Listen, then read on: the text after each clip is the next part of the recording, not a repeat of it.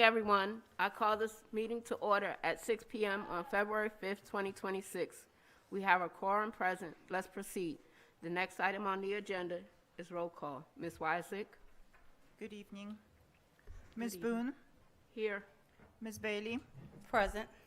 Mr. Osbrook? Here. Mr. Grant? Dr. Harrison? Here. Mr. Holt? Present. Ms. Parker? Present. And Dr. Carter. Here. Thank you. Next, we have a presentation from the students. Point of order, Chair.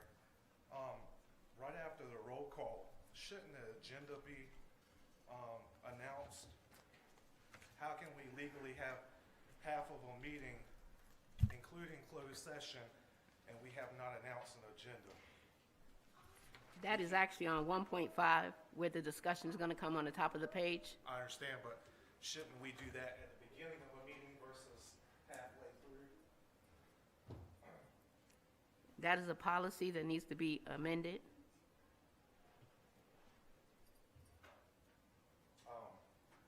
I definitely feel like it's highly inappropriate that we have this meeting without having an agenda at the very beginning.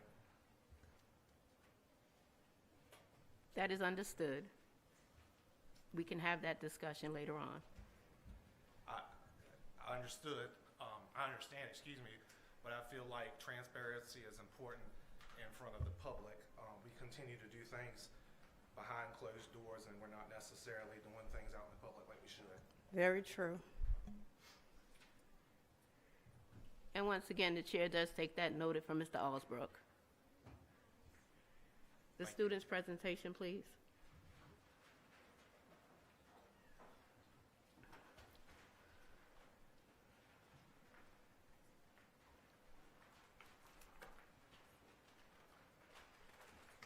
Hello. Hello, Dr. Hill. I'm going to let my student do her part. Good evening. My name is Madeline Herod, and I am in the 5th grade at SP Morton Elementary School.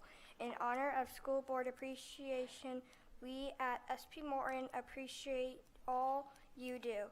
Also, thank you to Tyler Turner, at 5th grade student, for her original artwork displayed inside each of your cards.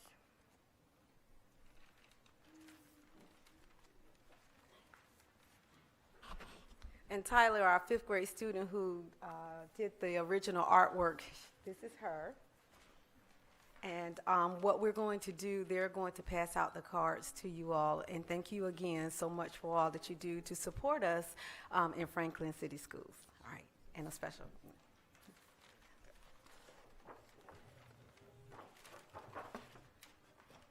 Okay. Miss Boone, that's the board chair. Okay, you can take it right up to her. Thank you. That's Mr. Holt. He's right beside her. Dr. Harrison. You see him? Thank you. Okay, Mr. Osbrook, he's right there. Mr. Grant, he's right there. Miss Parker, so right there. Miss Bailey, all right, and Miss Wysick, right there on the end. Thank you.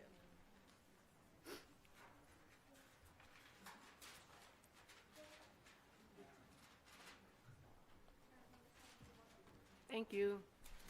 And our 6th grade class made a banner, made a card for you, and we had a banner made school-wide. So thank you all so much again for all that you do. Thank you. Thank you. Thank you. This is beautiful. Thank you.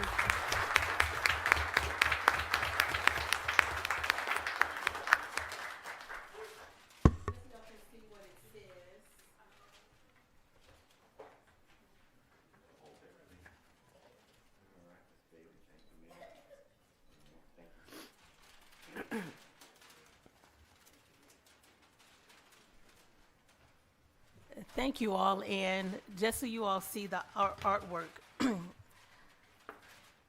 and I can't draw, I'm gonna stand up so y'all can see this.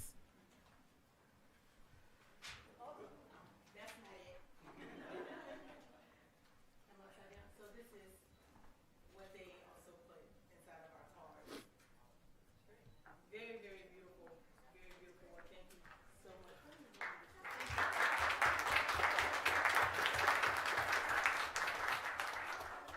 I wish the audience could see some of this artwork because it's phenomenal, and it's signed by many students. Thank you. Everyone signed it, thank you. Staff and students as well, we appreciate you guys just as much as you appreciate us. We definitely appreciate you. Thank you so much.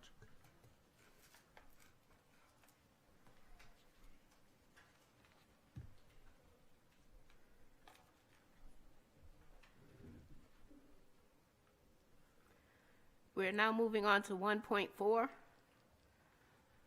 where there is a motion to make an amend to the agenda by Mr. Alsbrook. Each one of these discussions, I am asking you to elaborate on each one of them, and it is up to the board whether we discuss them in open session or closed session. Your first one is discuss the school board governance procedures related to the superintendent's evaluation process.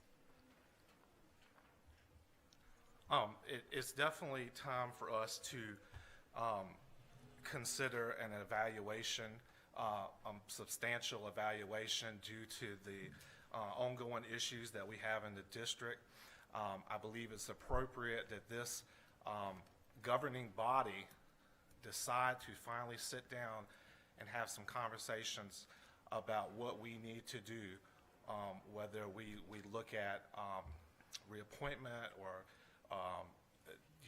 whatever we need to do in order to get our schools on track, because our schools are not on track, and they definitely continue to be off track.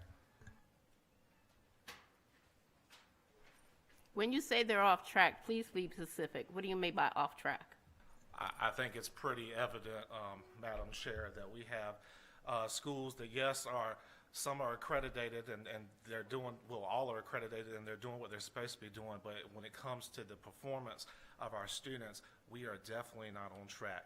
And we need to have a serious conversation about what needs to take place. At this point, we continue, it's like dust on the rug. We continue to just pretend like it's not there, and we keep pushing it and pushing it and pushing it, and it's time that we do something about it. Now I'm going to ask the board, would they like to discuss this in open session or closed session? First is Mr. Alsbrook. Open session. Mr. Grant. Open session. Ms. Parker. Neither session. Ms. Bailey. Open session. Ms. Boone. Neither session. Abstain. Mr. Holt. Closed? Mr. Reed. Either one doesn't matter to me.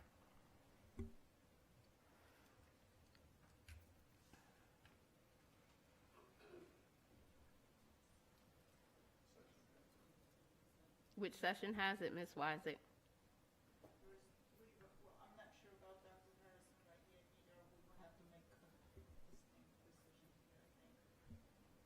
So we have to say it has to be in open, has to be in both, or has to be, Abstained. I just abstain. It's in, out, or abstained. He abstained it. Number 2, board action. Authorization to consult legal counsel. What's the result of the first one? We moved on without her answering. Is it abstain? Is it the 3 open? 3 votes for open to discuss this in the open session, 3 votes to not discuss at all, and 1 vote to discuss in the closed session. Could you repeat that one more time, Ms. B? 3 votes to discuss in the open session. I have 3 votes not to discuss at all, and 1 to continue the closed session.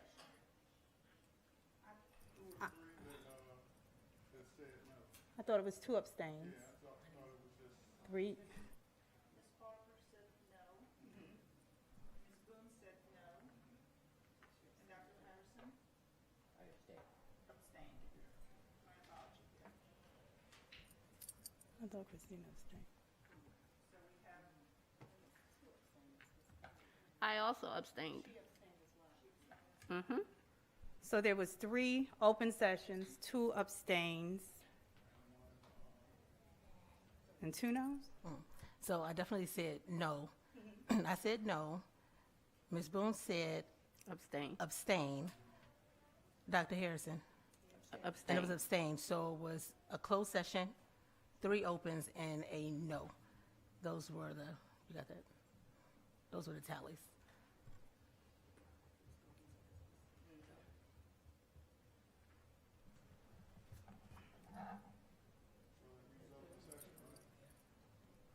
These open session?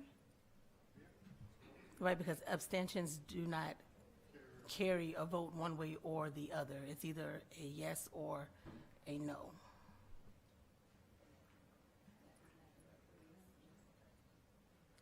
So the vote moves forward?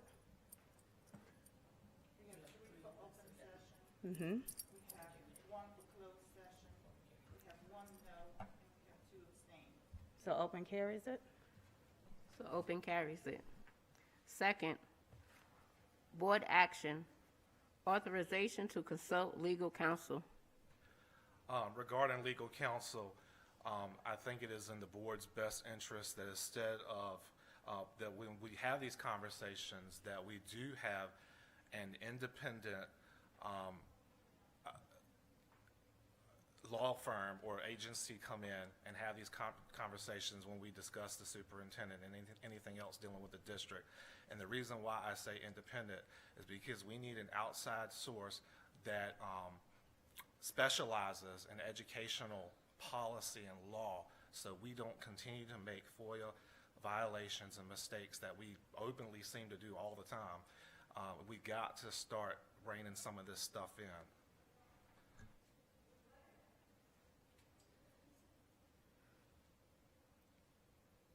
Would that be discussed in open or closed?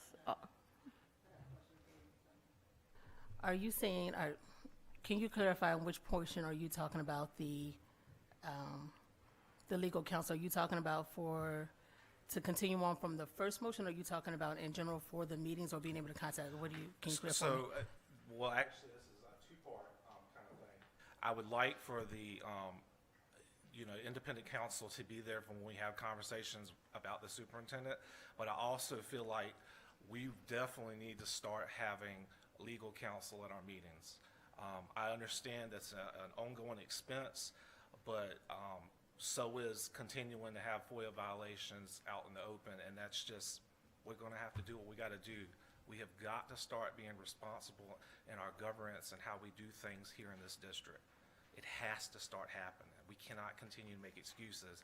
And if we have to continue to take a hit financially, so be it. But at least we're doing things the right way, and we're doing it by the books.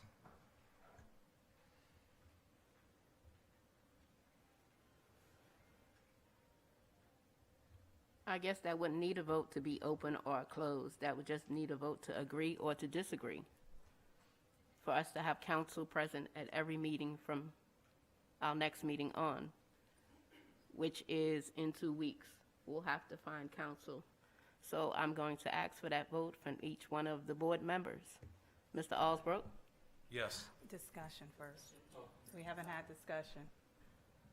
You said find counsel. I was under the impression we already had an attorney. We do have counsel.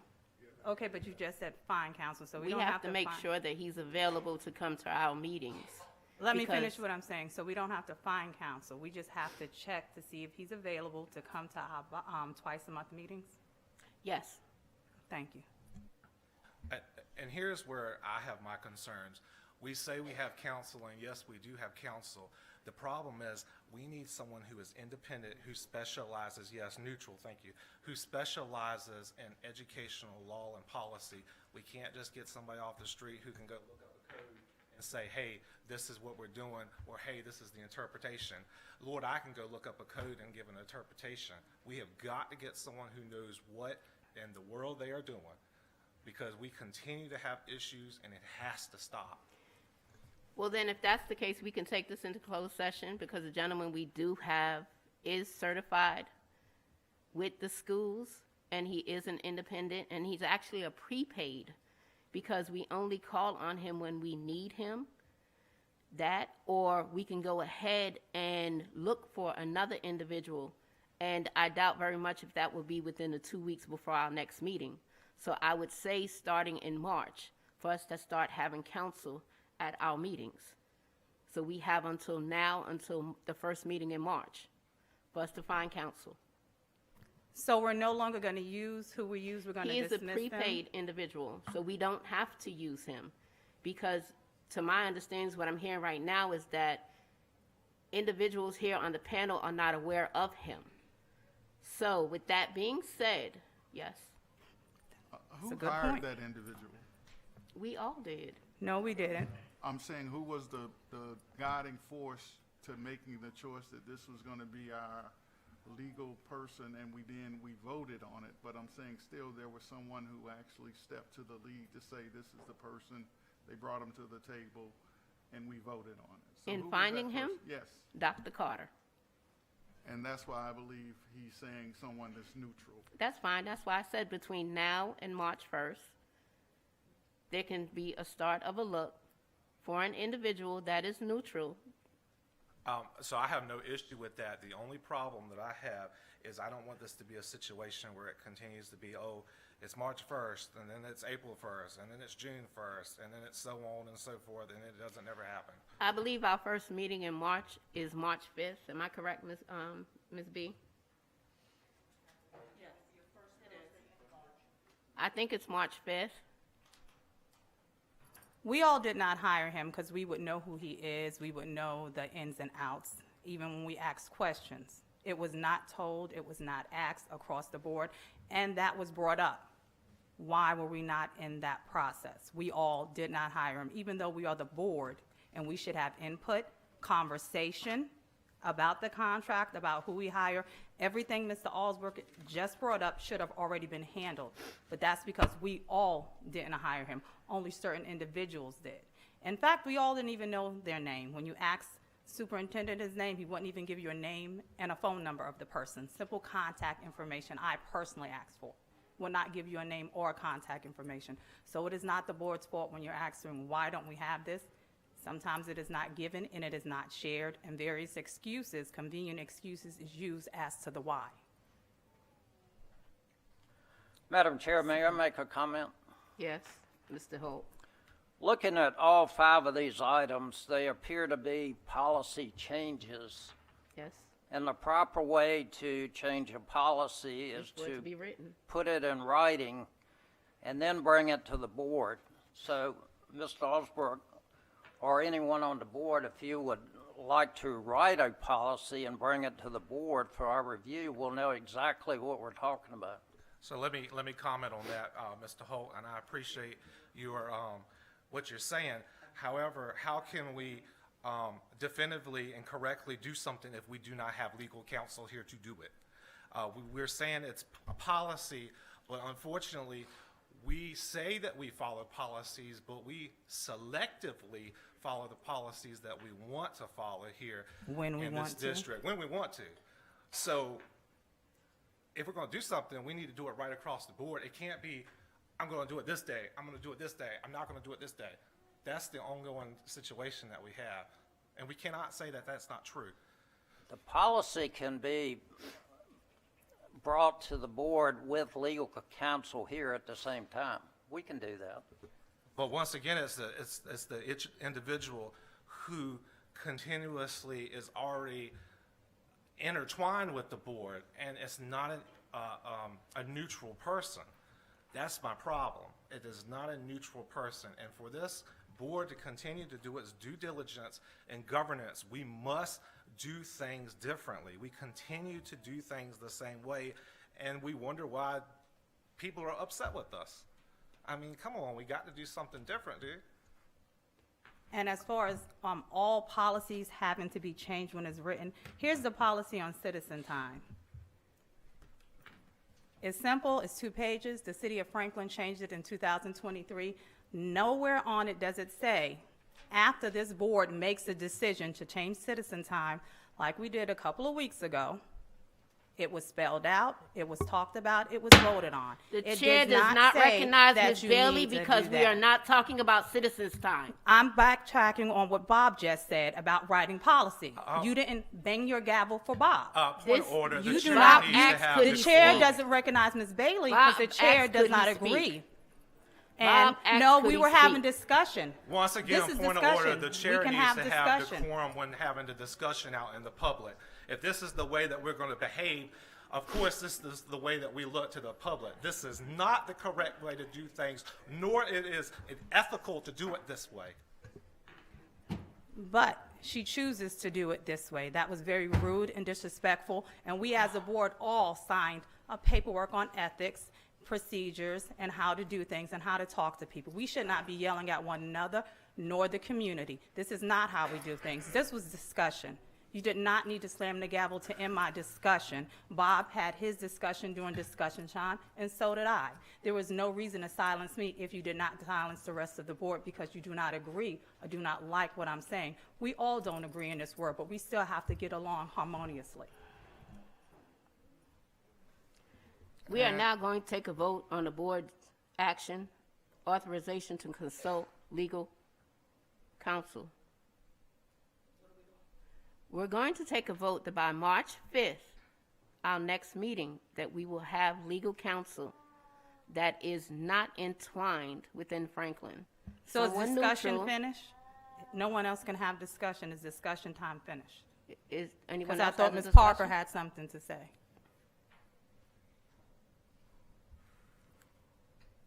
If we're going to make a motion for something, it needs to be clear and concise for what that motion is going to be.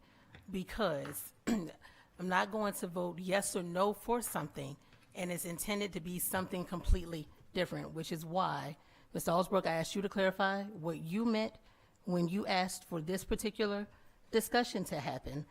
The second point is, because it is also on record, what exactly is this motion regarding legal counsel? Because what we have discussed and what we went off on is not the same thing, which is why I'm sitting here looking really, really confused. Are we talking, one motion, are we motioning to have this discussion, period, and what that looks like and what the board is wanting, which I feel that there needs to be a discussion, if that is what the board wants, or are we automatically saying that we're making a motion now to find new counsel? What is the motion that we are making? Clear and concisely, what is this motion? And who is the "we" when you say "we find"? Because we were not involved in the last person that we found. So let's get everything clarified at one time. Who is the "we" and "we find"? Because this is one board. Personally, Madam Chair, I think that that should be, to answer everybody's questions for what it is or what is going to be. You all may not agree. I think that needs to be something that the board actually discusses without yelling and going back and forth or whatnot. Let's have a civil conversation about what it is so that we can actually get guidance on what that is. Because these aren't things that you can do based off of your feelings and based off of your emotions on things. We cannot do that way. We can't do that. We can't operate that way. It's unethical, and it is just not professional or appropriate. So I would prefer, if we made a motion, to have a discussion so that we can get clarity from people who are knowledgeable on what is supposed to happen and how it's supposed to happen, so that we're not sitting here looking as though we have no clue on what in the world is going on and how to conduct ourselves. And I just want to say to the children in the audience, I really do want to say this to you. Adults sometimes do it the wrong way as well. But as you can see, we are trying to get back on track and handle this the right way. And we do appreciate you guys. We're not perfect, but just understand that sometimes things get a little heated because people do have feelings and are passionate about trying to make sure we do things the right way. So you guys you're getting a great show tonight.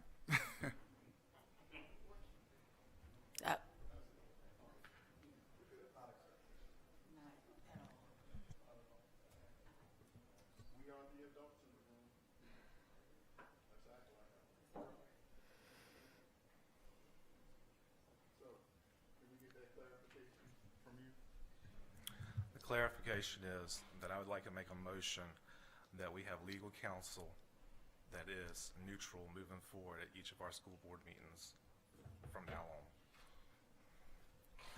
And you're fine with the March? I'm fine with that, yes.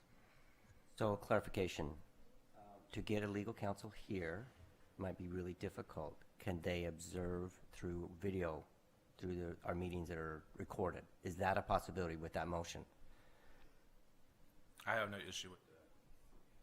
Because that's one thing we've noted in past boards is we cannot get an attorney here on these Thursday nights to sit in on these meetings. And so if that's okay on that motion, that they can observe and see our procedures and thereby give us legal counsel, is that okay with that motion?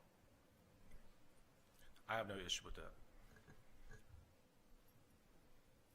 I second the second the motion. Mr. Osborne? Just for clarification, could we restate the motion, please? The motion is that I would like to have legal counsel that is independent moving forward at each of our school board meetings. If we can't have them here, I would like for them to be able to view via our video conference. That's all of our school board meetings? Yes, all of them moving forward. Thank you. You mean similar to city council having council present at their bi-monthly, their every 2-month meetings? Yeah, that's what Okay. I would like, yep. And I second that motion. With that second, we're going to take a vote. Mr. Osborne? Yes. Mr. Grant? Yes. Ms. Parker? Yes. Bailey? Yes. Holt? Yes. Harrison? Yes. Boone, yes. Number 4, policy direction, development of the whistleblower policy. Can you please explain that to me? I have no clue what that is.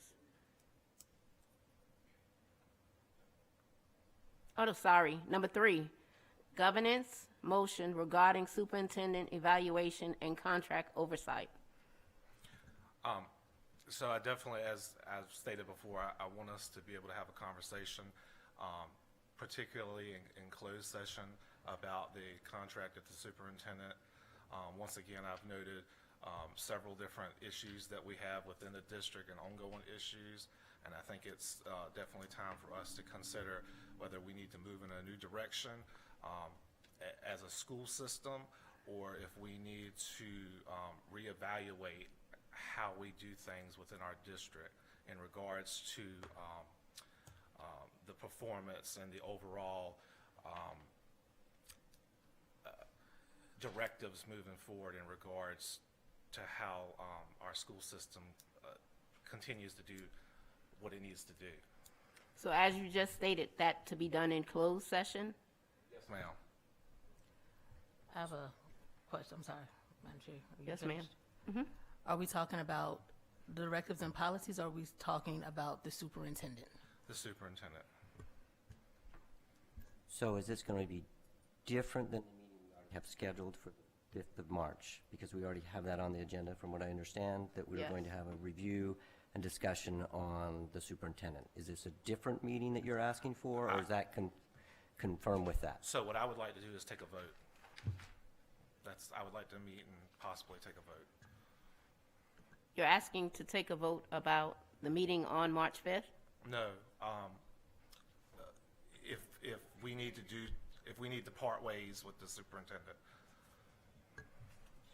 So again, to clarify, so you want that in an open session to do that, or you want it in a closed session to Closed discuss session. it? Closed And then session, determine discuss it, yes. if we're to continue? Closed And session to discuss. is that a possibility that happens on the 5th? I mean, can we do that both times? Is that okay if we do that on the 5th when we've already got that scheduled on the agenda?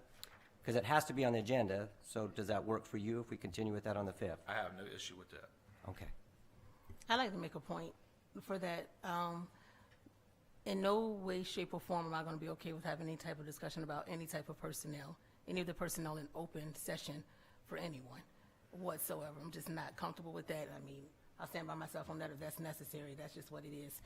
if you want to have a discussion, and we already have the things that you've already addressed, because I read your emails and I appreciate them, right? So if you want to have that discussion, and that's us, the board, and that's already slated for March 5th, closed session, we can have that conversation. But just so you know, from me, I'm not comfortable having that conversation about any of the employees that we have in open session.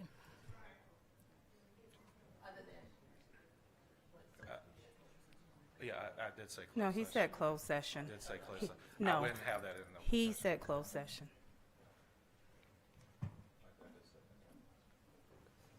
So with the end of that discussion, we don't need a vote because that is going to happen on March 5th?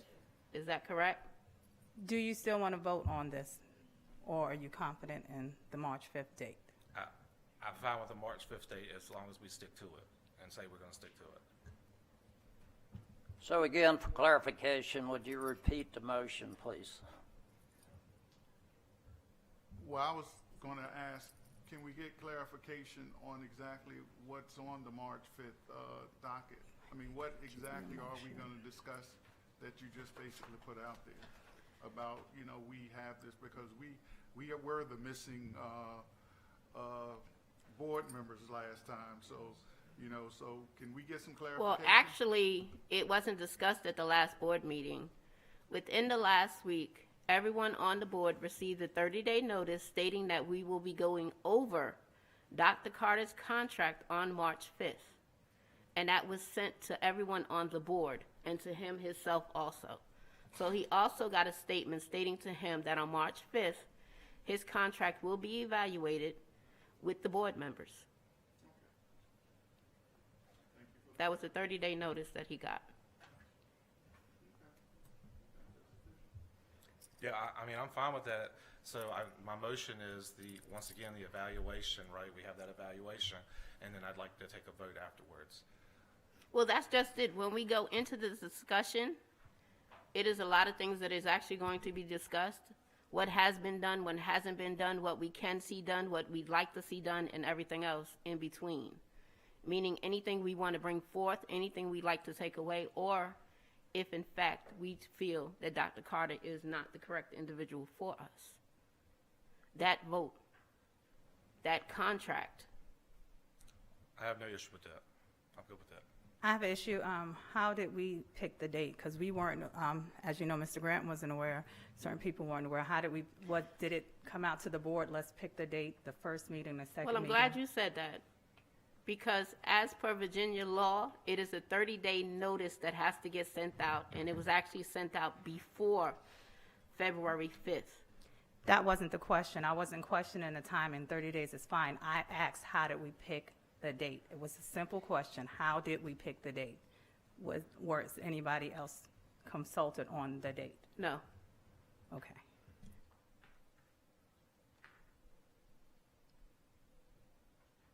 So you're okay with March 5th, Yeah, I'm fine with that. with the discussion continuing on March 5th in Yes, closed session? That's fine. Just for clarification, are we doing any type of voting on that night? Because I think that's what, I know you said that we could get there, but that's a would. I think he's actually asking for a vote to happen that night. Yeah, that's what I was thinking. So I understand we're saying that we want to have the discussion, but then again, that night we can have the discussion and then say, oh, we're going to have a discussion again, or move the discussion forward. So I definitely would like for us to have the discussion and then have some type of vote. On the same night? Yes. On that same night, and I'm being very honest with you, I am new to this, and that's something that I'd have to look into and to get in contact with legal aid, with the legal, to find out if that can happen without anyone's input. I'd have to find that out. Without anyone input? Yes, What was without that anyone's referring- input. What was that referring to? That's referring to everyone on this podium. Well, I don't think we can actually vote anyway in closed session. Right, it has to be done in open session. Right.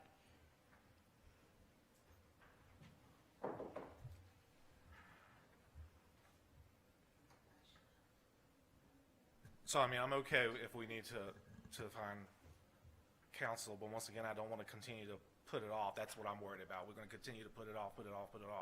We say we do things, and we're going to do things, and then we don't do it. So, Well, right now, it's actually set in stone that March 5th is the date to go over his contract, because it is a 30-day notice that he has received. So it has to happen on March 5th. So is it to go over the contract and vote, or just go over the contract and vote the next time we come together? so what I think she's proposing or saying is to go over the contract. If we do the vote, she wants to have legal counsel, so we make sure that we do it the right way. Is that what you're? Yes, Mr. Alsbrook. Does anyone else have a discussion? Do we need to vote on March 5th? Okay. Number 4, policy direction, development of the whistleblower policy. What is that?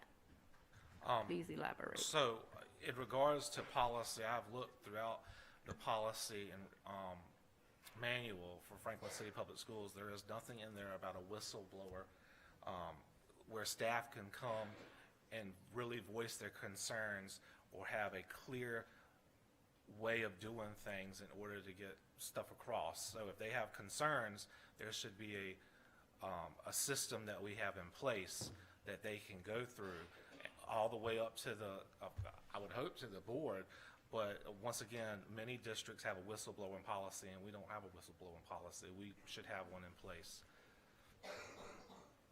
And does that include like a no retaliating clause? Yeah, we definitely want to make sure there's a no retaliation clause. Staff should be able to voice their concerns and say what they need to say without fear of retaliation or not being able to speak out openly for whatever concern they may have within the district. So are you saying you want us to vote on implementing a writing and implementing a whistleblower policy with no retaliation of their So jobs? I would like for us to vote on making a directive to the superintendent and his staff and leadership that they create a whistleblower policy and that we as a board review it and put input as well. There you go. That's the way it should be done. You should tell all board members that, not just one. So if that's a motion from Mr. Osbrook, I'll second it. Mr. Alsbrook, Yeah. Mr. Grant, Yes. Ms. Parker? What?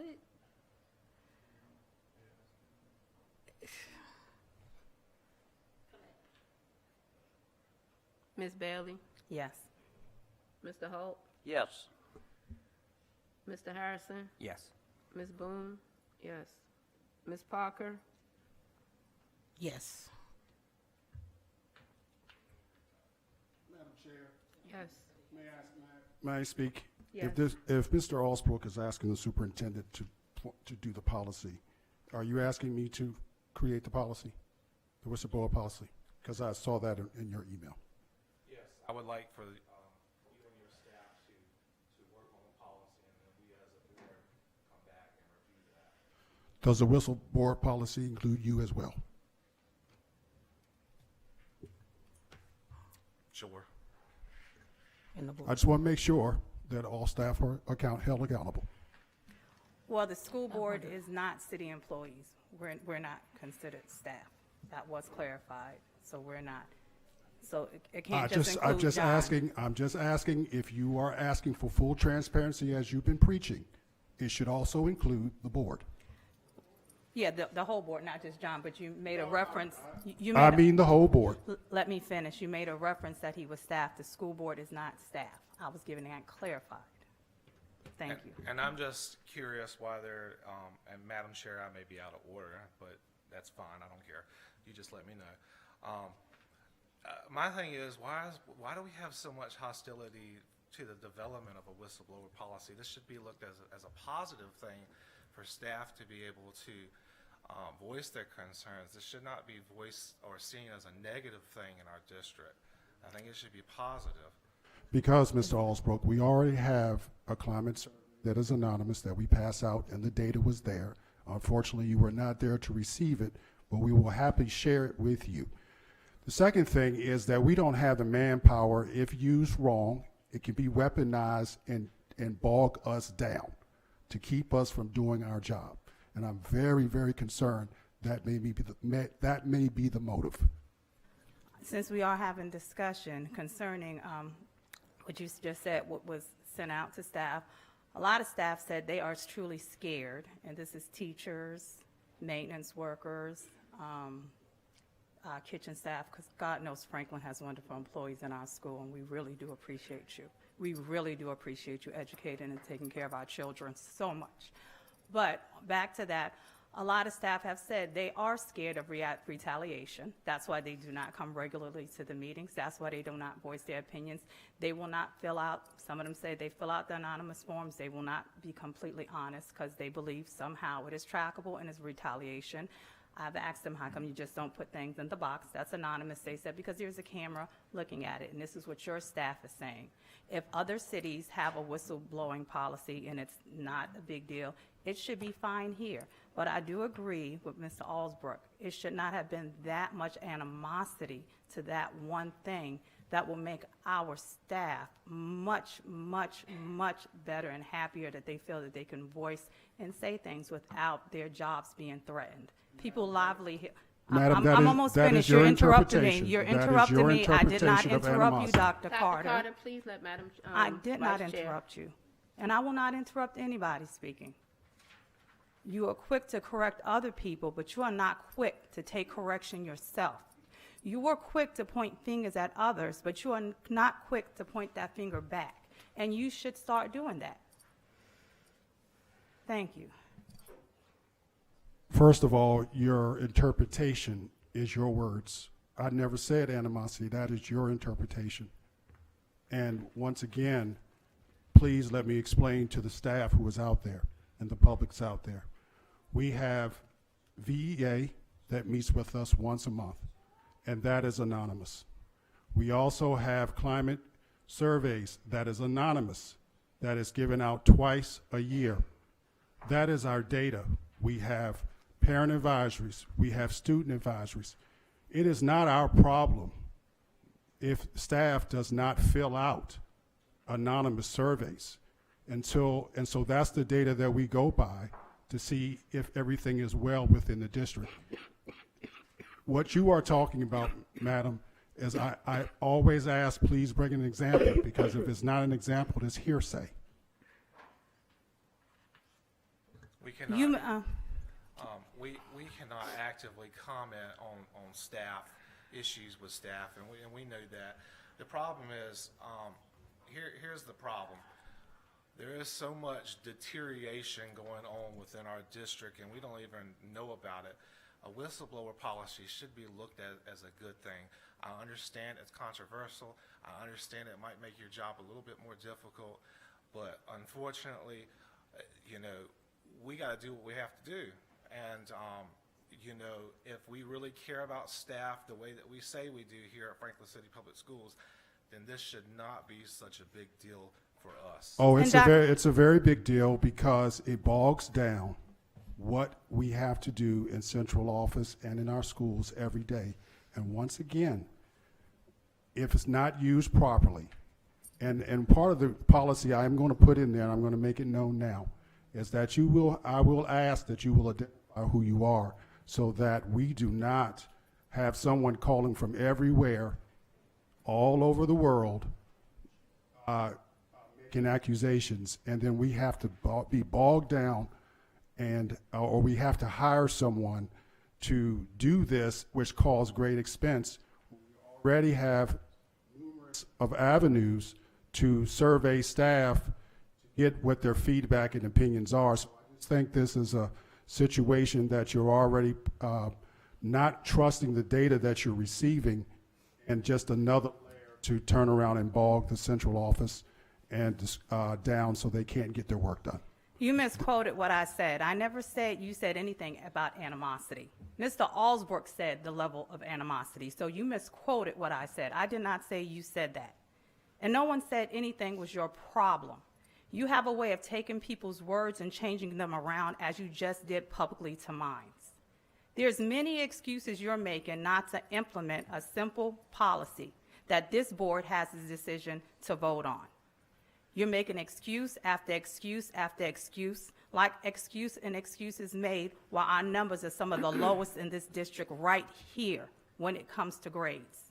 Now, you may not find a whistleblower policy, but our school teachers, our aides, our custodians, our clerical staff, our kitchen workers, you don't know what they found valuable. They do not make the same income you make. They do not have the same freedoms you have. They would like to be voiced and heard anonymously. This is not the first city to actually have one of these, but you're making every excuse. We've talked about a whole lot, but you're very vocal on this one thing that would improve the morale of our staff. Our staff are responsible for all these beautiful babies here. They need their morale to be increased. I just wanted the public to know from the other side that the things that you are speaking of, we already have in place. And there's no need to have a third layer to bog the central office down from focusing on the education. That's what I'm asking. That's what I'm telling the public, and that's what I'm notifying the board, that we already have two mechanisms to check the pulse of the staff, and we don't need a third layer to bog us down. I know what this whistleblower policy does. I've seen it in other districts, and I've seen situations where lawsuits come out of this all over the place. So I'm just warning the board what I have seen in bigger districts when this happens. It sometimes, if misused, becomes an awful thing. You are not the one to say if it's needed or not needed. It is the people who are working in these schools every day. You can't voice an opinion for them. You have other mechanisms and they're failing. Otherwise, you would not have person after person who works in the schools coming saying the same thing. They will not use those mechanisms because persons who have used them, one way or the other, had some sort of retaliation many times. So they won't use that. They have jobs, they have families to provide for. So they don't use that. So it's for you to make a blanket statement like it's not needed is not correct. You represent your opinion. Can I interject just for a second and just ask Dr. Carter a question? Based off of what you believe the whistleblower policy is versus what you already have in place, what's the difference?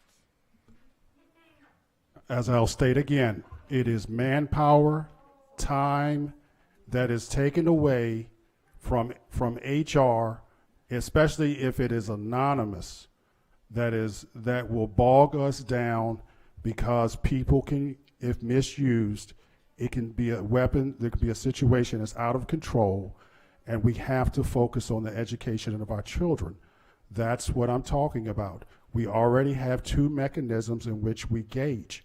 Adding a third mechanism in this way, especially if you're going to ask that it's anonymous, will cause a situation where we will be every day phone calls being filled, being answered, and then we have to stop and do that instead of focusing on the education of our children. So that is my concern, because I'm worried about the work and who's going to do it. It's easy for some members of the board to suggest that they're not doing the work.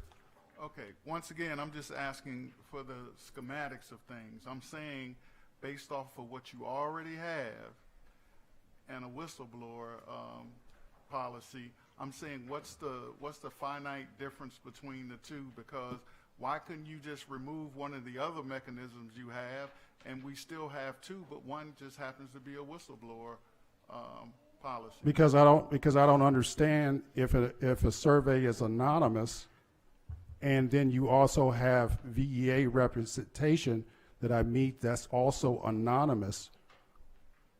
Why would you need another layer on top of that you're saying is you're making? I'm reading in my mind that you're making the assumption that the two are not working. So please tell me why you think the other two avenues are not working. I'll give you a wonderful example. The example is this. The whistleblower policy would probably stop any retribution being thrown back at the person who is actually making the complaint. Obviously, that's not happening right now. People are receiving unfortunate negative retribution for the comments that they have made in the past.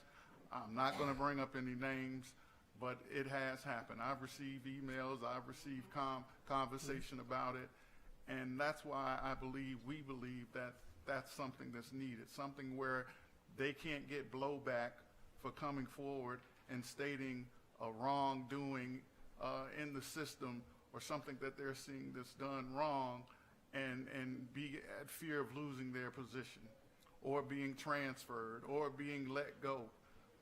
I think that's the big point here. Okay, I'm gonna stop. Just go ahead. Dr. Carter, Go ahead. I see no wrong in a policy being made. It does not mean that the policy would continue or the policy would be stopped, but just a policy being made and brought to the board where the board takes that vote of whether that policy becomes active or not. Because at the end of it, it is based off of the board.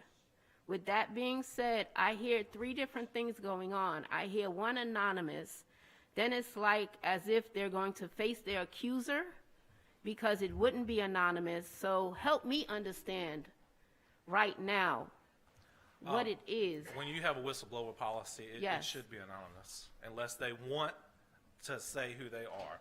They should have that right to be able to do that. If they don't want to do that, then so be it. So the person has the option? They should have an option, yes. To my understandings, and I'm just saying, with the two surveys that are here, there is an option. But the two surveys are once again coming from the superintendent and the central office. So with that being said, is there a sample of a whistleblower that you can bring to the board to where we can see a policy of what it is that you would like to have in a policy or out of a policy? Yes, there's a couple of examples I can bring. Yes. So can you bring that to the board so we can see? Yes. Because when you specifically say for central office, they already did it. They already did the two surveys. So that's why I'm asking for an example of what it, because I don't know what a whistleblower is. So when we talk about surveys, that's just testing the temperature of morale within the district. Correct. That's not necessarily a policy that's saying, hey, if you have this concern, this is what you need to do. Anybody can say, you can send me a survey right now and I can lie on the survey, right? If there's a set policy and a set way that we do things in order to report things and have, whatever needs to be known, that should be followed. The policy should be followed. So can you make that motion that you'd like a policy, a whistleblower policy? Yes, I would like to make that motion that we have a whistleblower policy. Isn't that what you Point of said in the correction, beginning? We just That's what he said in the We just made a beginning. That's what motion I'm and we all asking. just voted on that motion to create a whistleblower policy. So So that's it. we're done. Okay, We're done we're with done that. on Let's that. go All ahead of and this move on. discussion was through Dr. Carter. Number 5, board governance motion, training notice approval, and individual statutory obligations. Yes, in regards to, as many of the board members are aware, they received an email regarding training that has to be completed.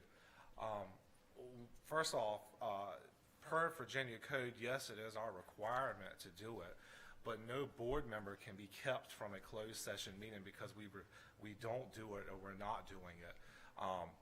That email was sent to us that if we did not complete that particular training, that we would not be allowed into closed session, and that cannot take place. We are required by law to do it, but nobody can keep an lawfully appointed school board member from doing their duties to governance. So in regards to that, moving forward, I believe that we should make a motion that if we're going to require something, that we require something by a particular date, and that everything is set by a certain date that this has to be done, this has to be done, this has to be done, because, Madam Chair, one of the things that was put in the email by you is you wanted us to be able to do these trainings, but yet when it came to webinars, you couldn't sign up to the webinar until a month later to be able to do it, and that's just not fair. But if the state, but we still have to go by what the state says. The state does not say we cannot attend if we don't. We can't make our own rules. You cannot do this if you don't do that. That's not what the state says, like you pointed out. That's true. So we should not be sending correspondence saying things like that. You're correct, Mr. Alsbrook, but it also says that there's a difference between elective and appointed. Even though it says that the elective school board must know about a FOIA and not appointed, we still should know what a FOIA is or not. So that is one of the things where we don't have to take that, but it is something we should be aware of. So just for the record, I want to make sure that it's clear on the record. I am not disputing that we should do the training or have the training. No. What I am disputing is the way that we went about doing, saying or directing us to do it. Yes, we are required to do it, but you cannot keep a lawfully appointed school board member from the business, the public's, the business of the school, right? You just can't do it. So, I'm sorry. Ms. Osborne, what is, without making the motion, what was the intent for this motion? What are you asking So us the for? intent of the motion is if we're going to require notices, it needs to either be in 30 or 60-day increments, right? It needs to be said. You can't just one day I'm going to turn on my email and say, hey, you got to do this training, do a 10-click session. That's not fair.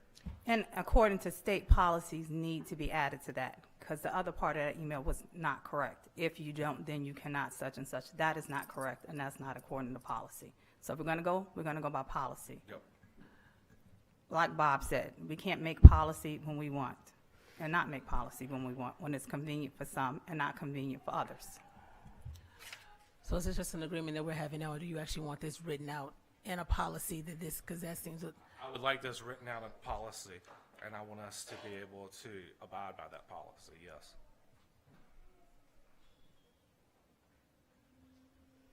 So what we're saying is we have to develop a policy first, and then we have to vote on it, correct? Mm-hmm. So we need to develop a policy, someone has to bring forth a policy, we look at it, review it, and then vote on it. Is that what we're asking for? Yes. A motion to develop a policy? A motion to develop a policy, yes. do you really think the policy itself is necessary? I think a lot of things up here are necessary. We definitely, these policies, we've got to start holding ourselves accountable, because we say we're going to do it, then when we just don't do it. And then things like this happen. Emails are sent, you know, and folks are kind of wondering and scratching their head, what in the world? And all you got to go do is do the research and figure out that you can't keep me from doing what I'm supposed to do, right? But it definitely needs to be set in stone for, regardless of whether or not any of us are on this board, people know this is the policy and this is how this works.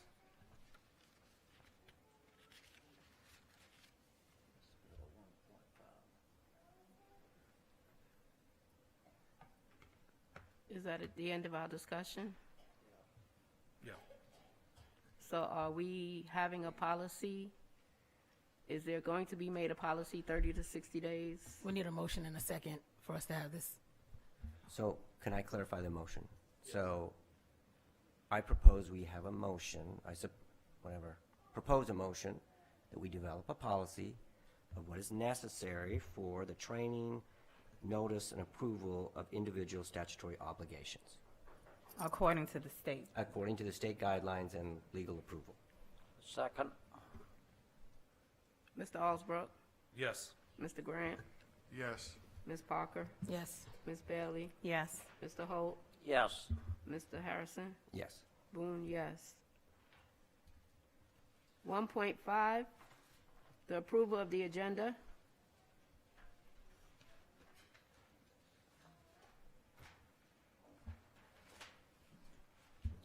I move we approve the agenda as stated. And I'll second it.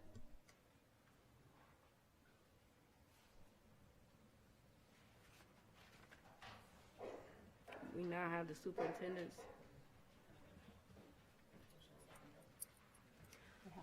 Jesus. Mr. Osbrook, we're gonna call for a vote. Yes. Mr. Grant, Yes. Ms. Parker, Yes. Ms. Bailey, Yes. Ms. Boone, yes. Mr. Holt, Yes. Mr. Reed, Yes.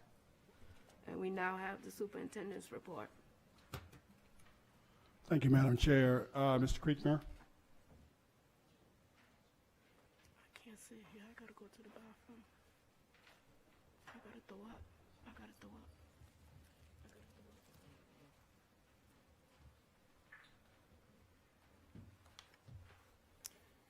Good evening, everyone. Tonight we celebrate the first completer of our early childhood program. This program is in the second year at Joseph P. King Career and Technical Academy.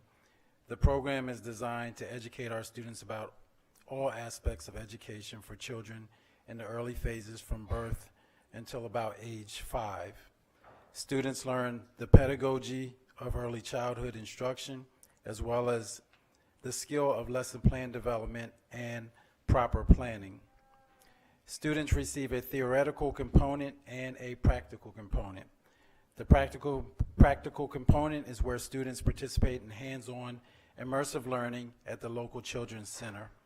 Our students assist the professionals at the Children's Center with the implementation of lessons and skills with the children enrolled. They learn from professionals that are actively working in the field of early childhood education. Our students did a fantastic job last semester, and we are looking forward to our continued partnership with the Children's Center. Today, we commemorate and honor the student in particular who has fulfilled the state requirements to be considered a completer of this program and earned a certification in the field of early childhood. I will now call our early childhood instructor, Ms. Janetta Lofton, to speak more about our first completer of the early childhood program. Good evening. I'm going to ask that Milani Falks and her family come forward, please.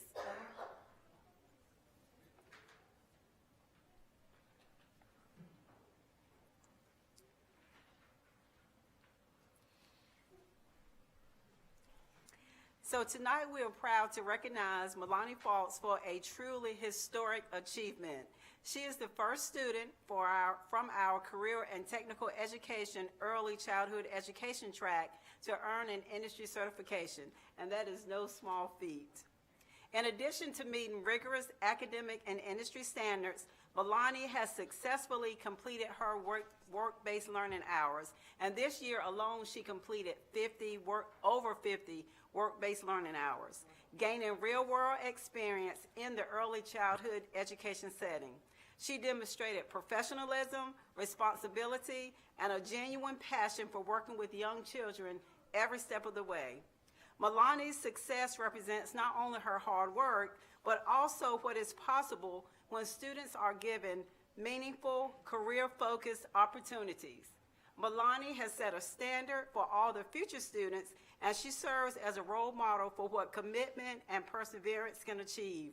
We are so incredibly proud of her. Can you please give Milani Falks a hand?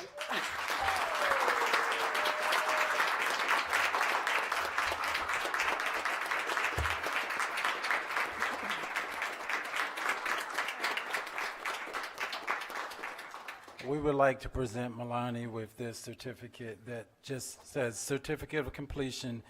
This is to certify that Milani Falks has successfully completed the early childhood education program at Joseph P. King Jr. Career and Technical Academy. This day commemorates her as the first student to complete this program in Franklin City Public Schools history.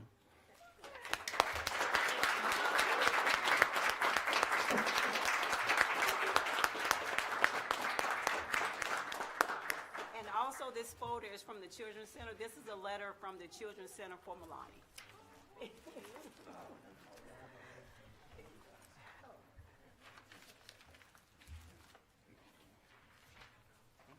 And her name is Milani. Milani. Right, that's what I was about to say, Nicole. Hold on.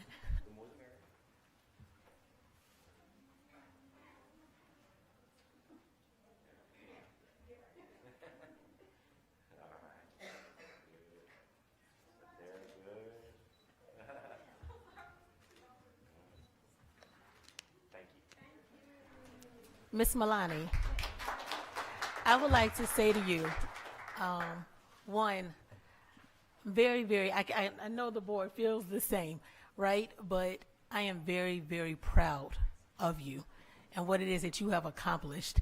I've come over to the CTE Center, and I know the work that you all do with the Children's Center and the babies. That is a special type of person that, and educators, y'all know I'm not an educator, but you know there's something special about dealing with those little children, you know, those real small ones that are about the same height as me, right? But I'm very, very proud of you, and that is only the beginning for you.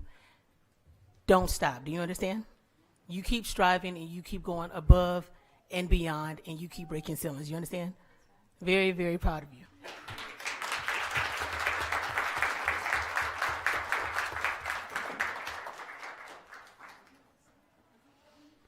All right, the superintendent's student advisory, come on up.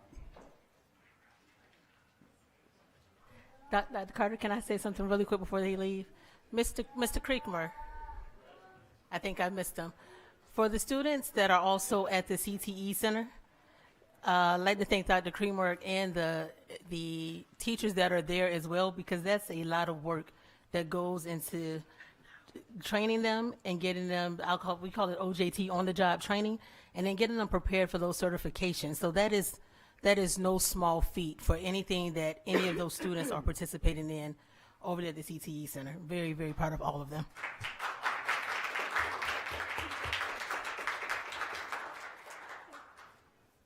Good evening, Madam Chair, school board members, superintendent, school board clerk. My name is Vernita Elliott. I currently serve as the coordinator for adult education and social work services. I had the pleasure of serving as our facilitator, filling in for Mr. Cofield, who currently just left us, but we're fine. This is Mr. Co-Chair Goodwin, and also co-chair Ms. Hathan. We would like to introduce you all. They're going to be sharing with you all the students' climate survey that Dr. Carter just mentioned. Not only are he's surveying the staff and faculty, but he's also surveying the students. So if you all would bear with them, they will be sharing the results with you all tonight. You okay? Hey, I'm Aaron. Oh, I was.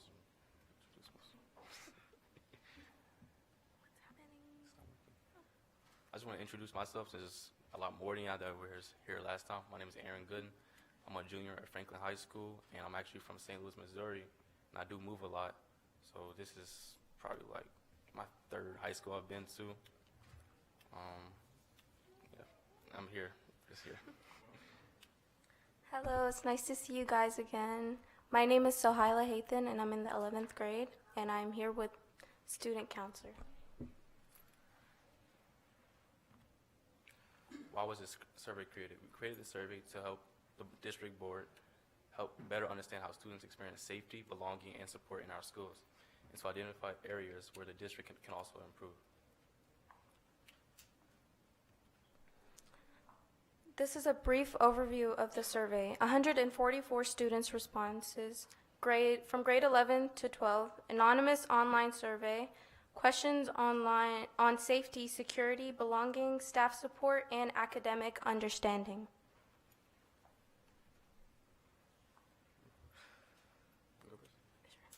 Okay. This is one of the questions on the survey, and this is asking the students how safe they feel at the school. As you can see, we have gotten positive answers so far. Some students feel very safe, while some students feel very unsafe. And we are here to make sure that that percentage becomes we're here to make sure that all the students feel safe, not just 37% of them or 32%.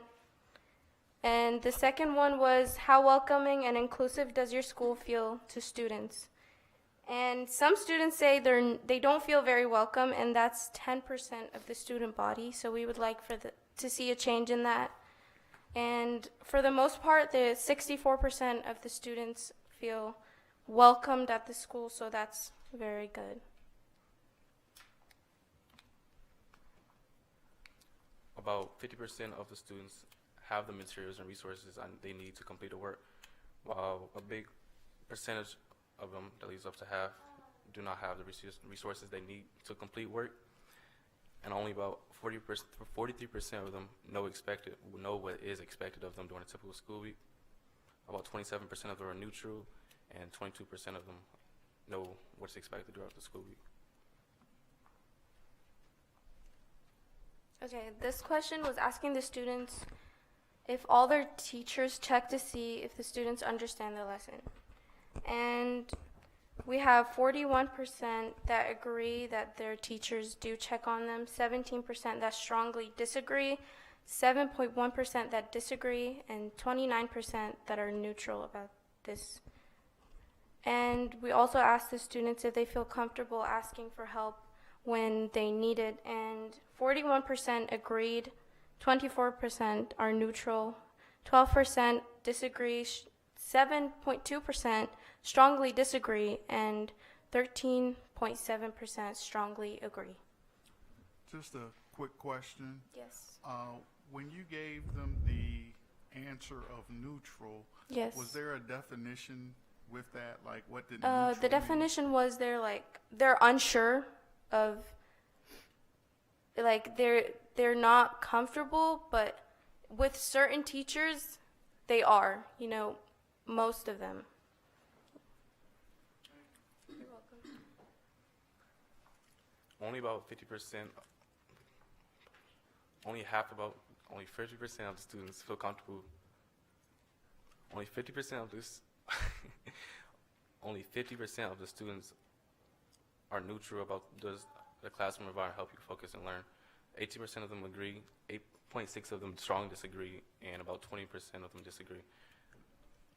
On what this question is basically asking you is how the students are in the classroom. It's not that it's just the teachers that are the best, it's just the students. The students in the classroom are probably about rowdy, or they cause havoc, or they're just disruptive, and it's very hard for them to learn. 39% of students agree that class schedules and routines are explained clearly. 35% of them are neutral about it. 14% strongly agree, and 8.8% disagree. Don't know. Okay, on this question, we asked the students if they feel that the classes challenge them at an appropriate level. Some students said that the classes are too easy, which was 6.7% of the student body. About 46.7% said that they challenge them at an appropriate level, which is about right. Some say it is too hard, and some say it depends on the class, which was 40.7% of the student body, and 5.9% said it was too hard. We have a question that says, how would you rate Franklin City Public Schools facilities from very dissatisfied to very satisfied, meaning classrooms, bathrooms, and cafeteria? Majority of the student body are either neutral or they're dissatisfied on all the facilities. Only about 27% of them are satisfied, and 5% of them were very satisfied. This is what student. What the students want. Some students spoke about them wanting personalized learning, properly maintained restrooms, classrooms, and common areas throughout the school. And that was a big issue with the students. We spoke with a lot of them, and I myself can speak on this since I do attend those schools.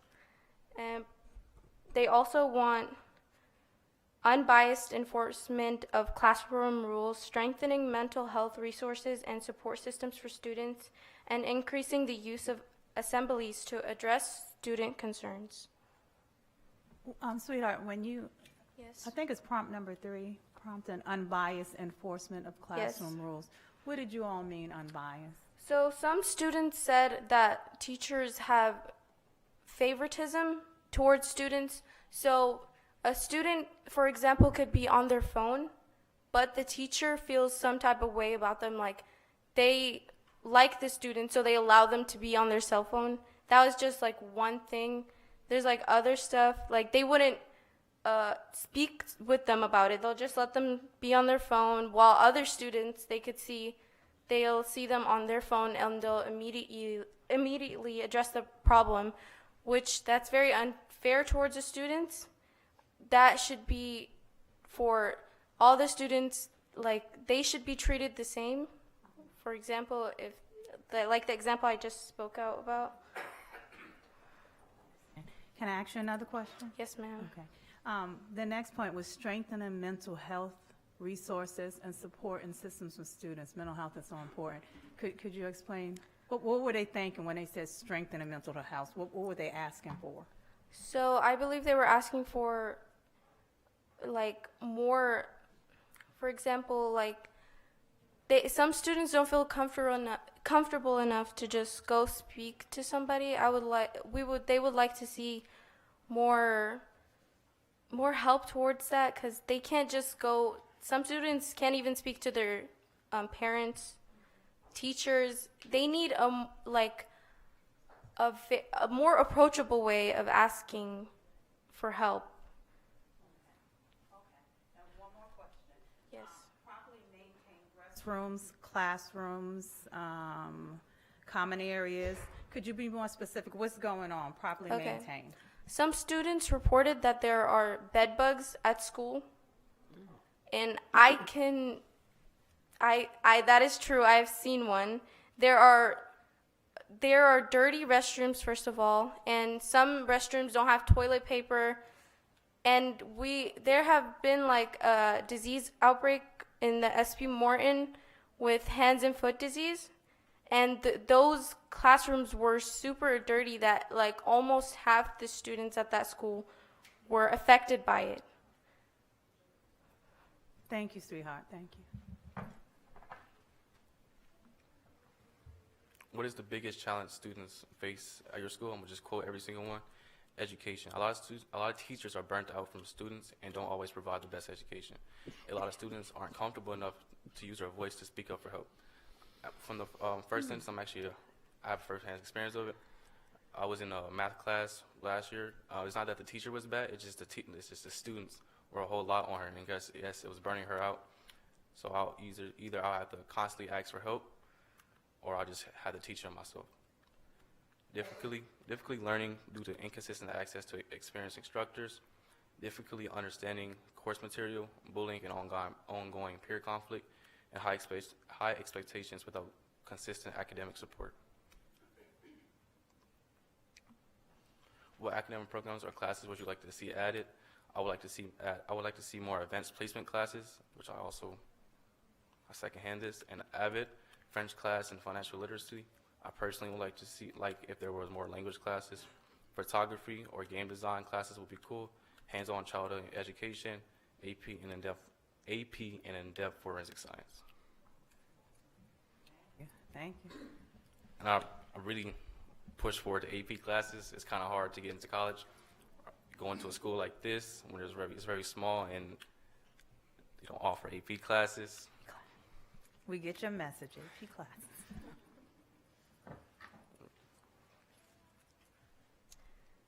Okay, students were asked if they could make one change in the district to improve student experience, what would it be? One student said, make bottled water more accessible. Most students are not allowed to keep leaving class for water, and one trip isn't enough hydration for most. One student said, make the classes organized between grades levels and implementing personalized learning through student-centered approaches.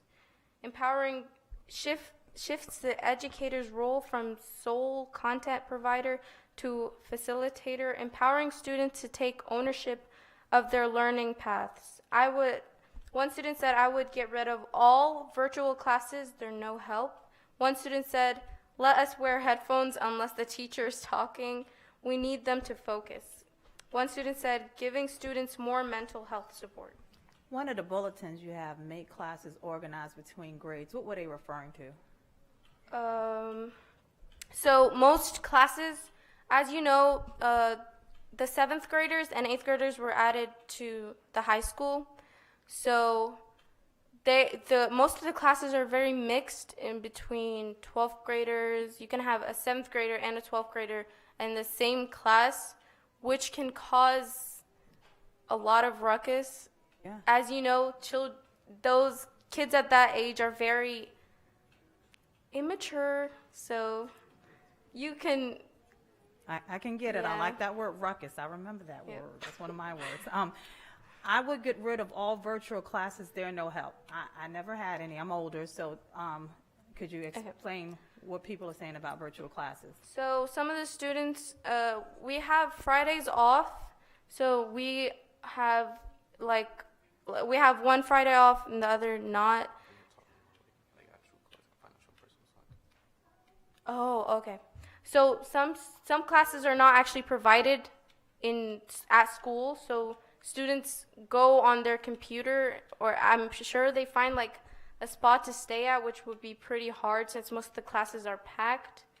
And they have to speak with an educator on a computer, which most students wouldn't feel they wouldn't understand sometimes from a virtual experience. Some students would like to see their teachers face to face to help them better understand everything. So I believe that's what they're talking about. Same way. I need to see the teacher. Yeah. You said most classes are packed? Yeah, most classes are packed. I had to get out of a class myself because there was 25 students and the room was extremely small, first of all, and students had to exit the class to find a seat so they can sit inside the classroom. I had to fight for education. Okay. Yep. Okay. Thank you. In your classes, Yes. with those that were packed, did you just have one teacher, or did you have two? There was only one teacher. All of our classes only have one teacher, yes. Okay.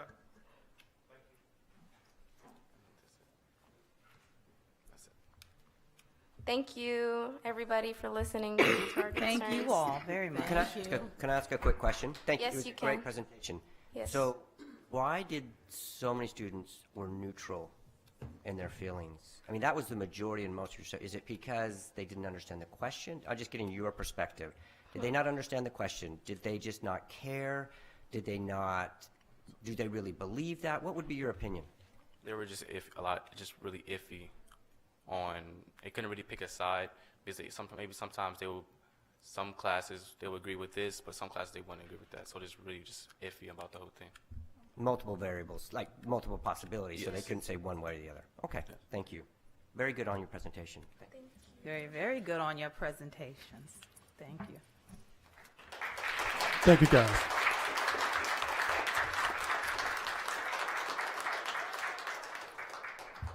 Okay, Education Foundation, Dr. Ricks.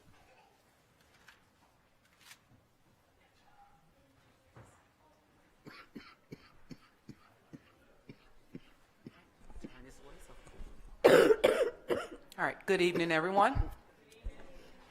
All right, so we have some special awards tonight for not only some teachers that are here, but also some of our support staff. And you were definitely nominated by your building administrators, also from our central office staff, and also from the Educational Foundation. So I just want to share that the Franklin City Educational Foundation is a nonprofit that supports Franklin City Public Schools in Virginia by funding innovative programs, technology, scholarships for graduating seniors, and recognizing our essential staff at different times throughout the year. So again, we thank you for your dedication and your support, and I'm gonna read what one certificate says, and then we're gonna announce each school and have staff to come up. So this certificate is awarded for your constant devotion to making a difference in the lives of all, and especially your students. Again, whether you're teaching or any type of support staff here, we appreciate you. The Educational Foundation appreciates you. And we're going to ask that you come up. We're going to call you up. We're going to start with FHS. We're going to take pictures, and your family can also come up and join the picture. Thank you. So Our first from FHS is Miss Dovell. Give her a hand.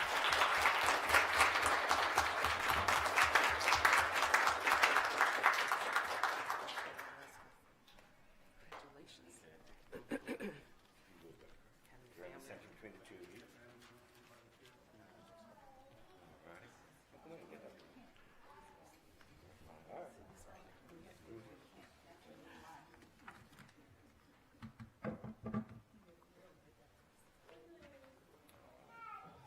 Very good. Excellent. Yes, you're fine. And one more. I thank you.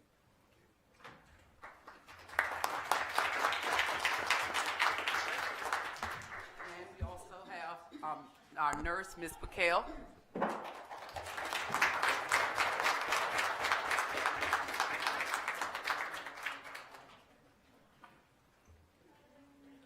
Over on that side of the class.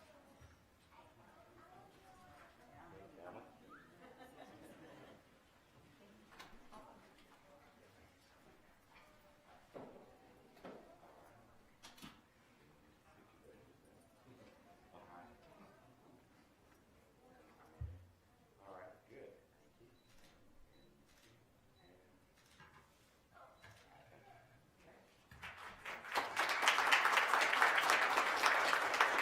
That's our FHS staff, so let's give them a hand. Next we have our staff from the academy, J.P. King Academy. And first, we're going to ask our marketing teacher to come up, Mr. Kelly.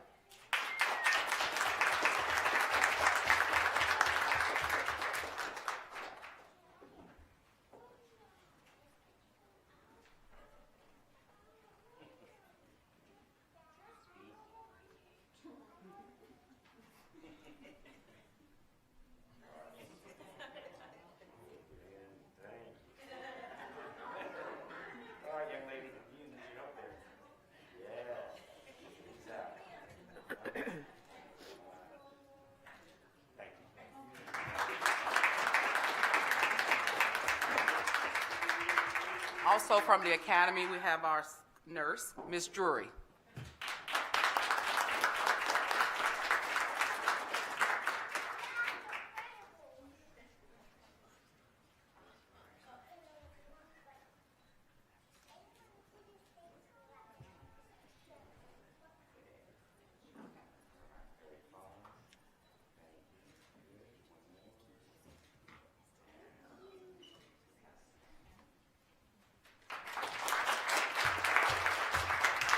Thank you. Let's give it up for our J.P. King team. Thank you.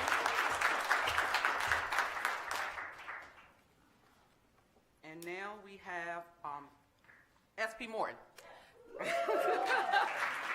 So first we're going to ask Mr. George Illy to come forward. Our custodian.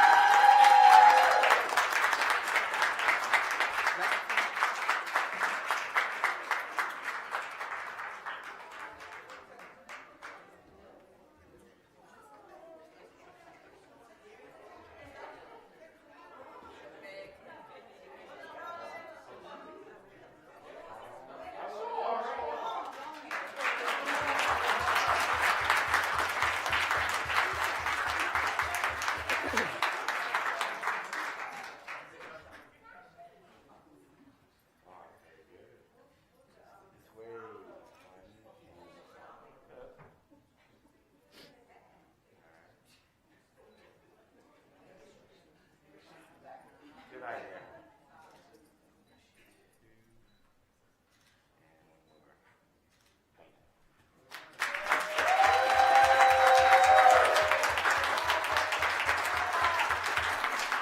Next from S.P. Morton.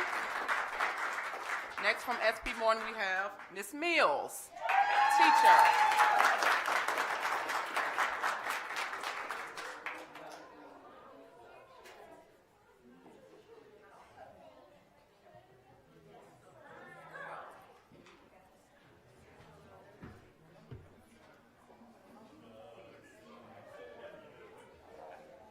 Very fine.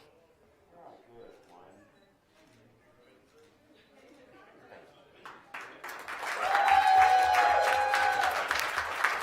All right, one more time for SP Morton. All right. Now also, we have one more special recognition for our Clear Choice program, which is our new program this year, but we do have some essential staff there as well that the Educational Foundation would like to recognize. So we're going to ask our facilitator, Ms. Johnson, to come forward.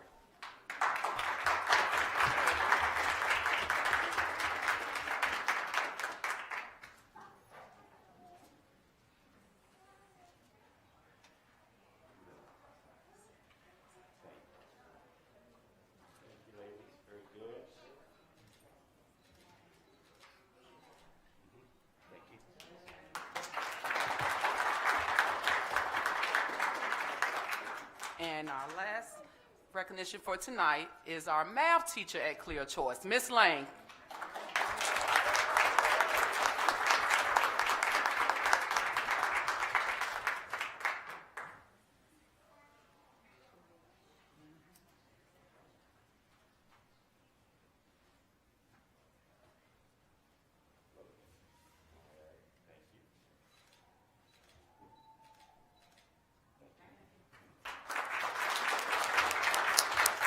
All right, we're going to give it up one more time for our Clear Choice staff. Thank you.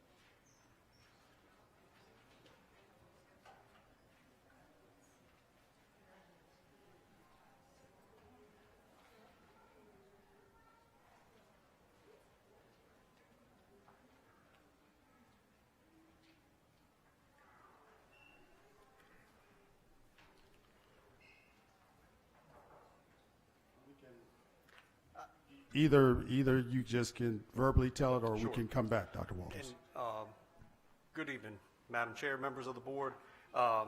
You have a copy of the operations update in board docs. I've got a printed copy. If you're okay moving forward, I'd love to share with you an update and ask for a request. We'll start with an update at SP Morton on the awning. There has been substantial progress made with that. We are, the vendor is working with the city on inspections. So between the scheduling of those inspections and the weather, we've run into a little bit of a snag, not uncommon for January, February, but we're making really good progress with that. So look forward to having a completion on that awning project in the very near future. The request that I have this evening, as I've done in the past, I've come to the board and requested permission to surplus items. Items that are purchased are school board properties, so before we do anything with them, we have to bring those requests to you. Back in June of 2020, the division purchased a collection of 8 inflatables, and those inflatables had been used for a number of different incentives or celebrations, field day, those types of activities. And about the time that the inflatables were purchased, we entered into an agreement with 3A Inflatables to maintain and set up those inflatables for the events. As we continue to monitor the expenses that we have with the division, I have made the decision to separate from that agreement with 3A Inflatables, and I'm seeking permission from the board to sell those inflatables. 3A Inflatables has submitted an offer of $15,000 for the collection of 8 inflatables. The original purchase price of the inflatables was $35,335, and when I researched the estimated depreciation percentage annually, it ranges between 15 and 20% annually. In my presentation, I have a table that shows what those depreciated values are. So the offer that was made was $15,000 to purchase all of the inflatables.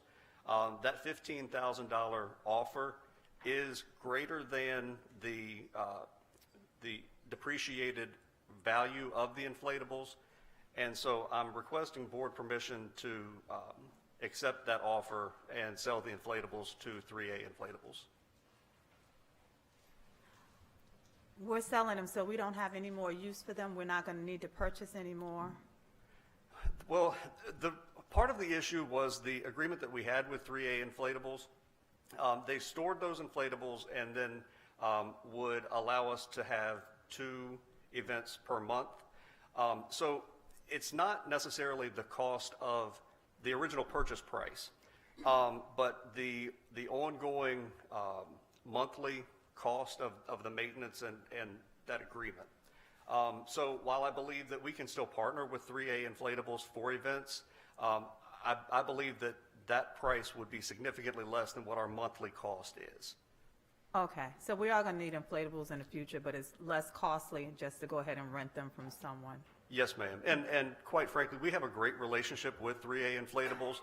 That's likely, where I would suggest that we go. But at this point, I think it's a better financial decision for the division to accept the offer, the sell offer, and rent those as needed. Okay.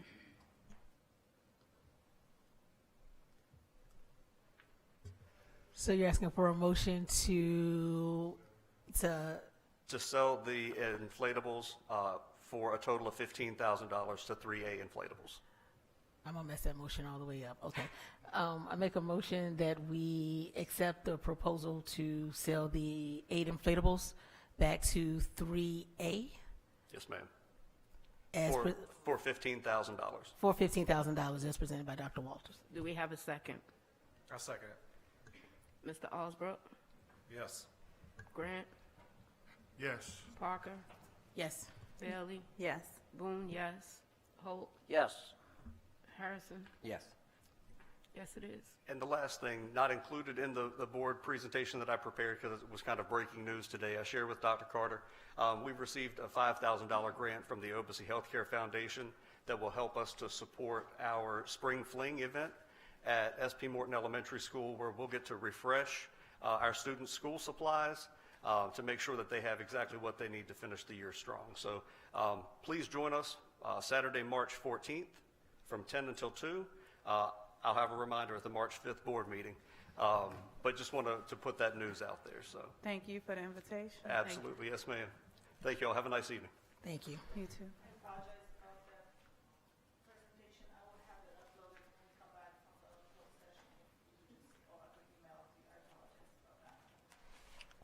All right, Ms. Morrison. All right. Madam Chair, School Board, good evening. I'm going to take a moment to explain where we are in the budget process for our next school year. What we are presenting today is a planning budget, and it's not a final spending plan. State law and local deadlines require us to submit a school budget to the city manager at this point in the year, even though some of our key revenue details, particularly state revenues, are still developing. Each year in Virginia, the governor releases a proposed state budget in December. The General Assembly then debates and amends that proposed budget through the winter, and final adoption typically occurs in February or March. As a result, when school divisions across the Commonwealth are required to develop and submit their local budgets in January and February, we are working with the best information available at the time. This information includes the governor's proposed budget, historical funding trends, and conservative revenue assumptions. We are being intentionally cautious so that we do not overcommit funds that may not ultimately materialize. As the General Assembly completes its work and we receive clearer information on state and local revenues, we will update this budget and return with any recommended budget amendments. This budget is a living document, and refinement is built into our processes. We are required to submit a best estimate budget now, knowing that it will be updated, so the city and the schools can continue planning without interruption. And we are committed to keeping everyone informed as this process unfolds from now until June. Next slide, please. Okay, this is for our general fund. The first column is the current initial budget that we proposed and was adopted last year this time. This matches the city budget ordinance for fiscal year 2026. The next column would be the proposed next year's budget. A key factor in shaping this proposal is going to be declining enrollment. While lower enrollment does reduce some state revenue, many of our costs do not decrease at that same pace. This creates ongoing structural pressure in the budget. As a result, this budget is going to focus on maintaining existing services rather than expanding programs. So if the first line on the next year's initial budget, you'll note that the state funding has decreased by 5%. We are assuming an average daily membership of $9.99, which is more closely aligned with where we are currently. And obviously, local funding is going to remain critical to maintaining stable operations during this period of declining enrollment. The local composite index has increased for this year for the 2027-28 biennium. And what that means is that the local expectation has increased and the amount we would get from the state has decreased. So you can see that the local appropriation operating local required match has increased to $4.8 million, which is about an 8% increase.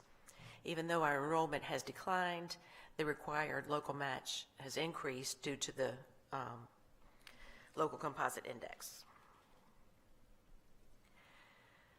Looking ahead to capital, on the capital side, we continue to face challenges related to aging infrastructure. Deferring maintenance increases the risk of higher long-term costs. Planned improvements will extend the useful life of these state assets and will align with the division's long-term plans and prioritize the most critical needs. When you look at local city appropriation capital, we will be requesting $750,000 in the budget to sustain us on those emerging capital needs due to our aging infrastructure. Local other of $120,000 is the same as last year. Historically has been typically JROTC receipts and other smaller dollar amount receipts. Under current revenue assumptions, we have limited ability to address staffing sustainability beyond existing commitments. Current staffing salary levels have not kept pace with the current market and inflationary pressures, and that can put us at a disadvantage when we go to hire and recruit and retain the best possible teachers. When we look at local city restricted, we're proposing $525,000 to address teacher pay sustainability and remaining competitive in the local market. Then if you look down to the expenditures, notice that each department is being asked to take a reduction from the same budget we had last year this time, with the exception of instruction, which would be the $525,000 of salaries, and then facilities with the $750,000 of capital needs. Next slide, please. When we look at the textbook fund, the state funds have also decreased by 5%. Looking at the nutrition fund, even though we had a decrease in state funding, we believe that the federal funding will increase by about 2%. Next slide, please. When we look at federal grants, the initial budget only budgets for new grants for the 26-27 school year. Last year, we budgeted $1.3 million, and that came in closer to $1.8 million. So for next year's budget, we're proposing that the new grants will be $1,800,728. And that happens to be an increase of 34% over what we estimated last year. Next slide, please.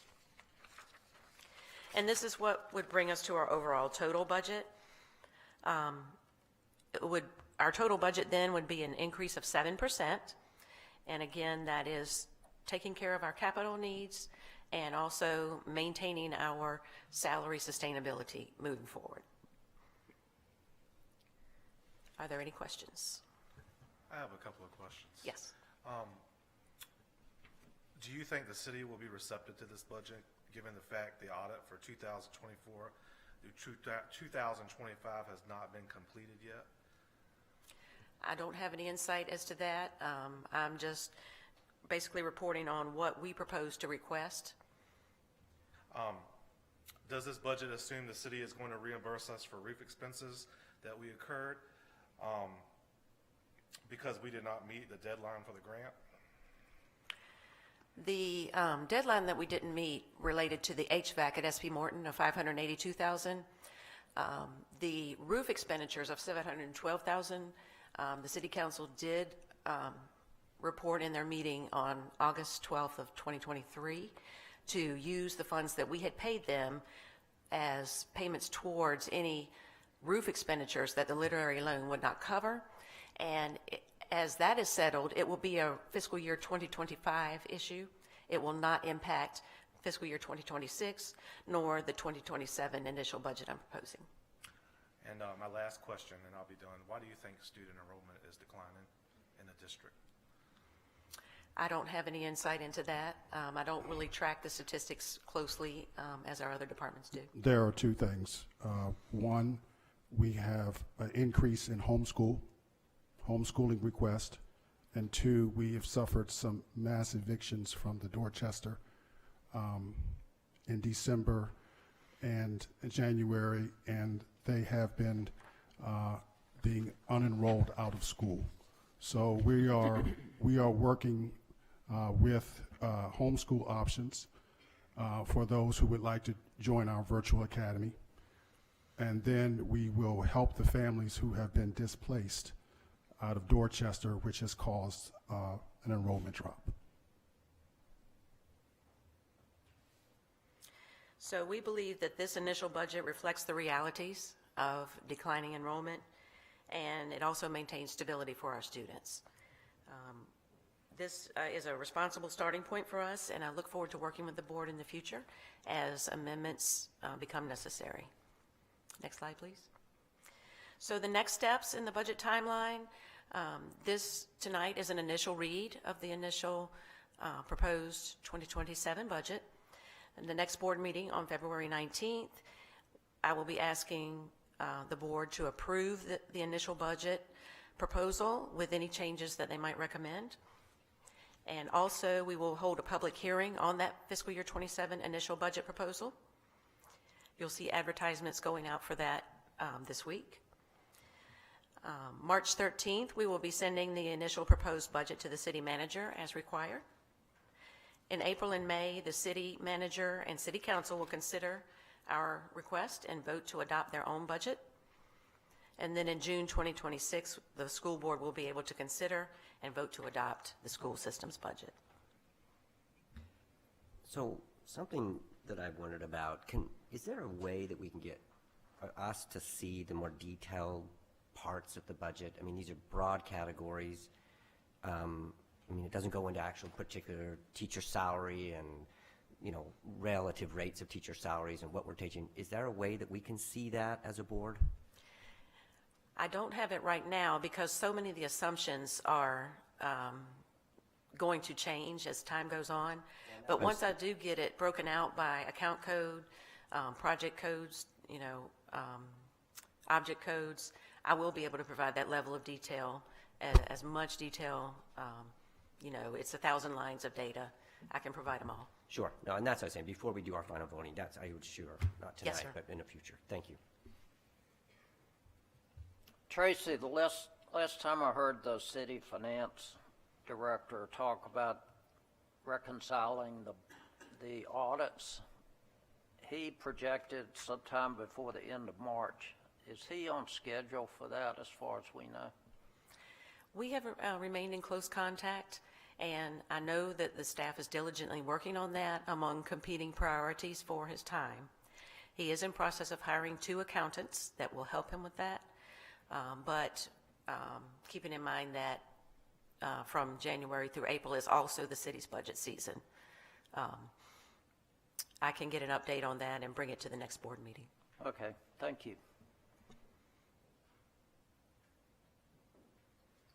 Thank you.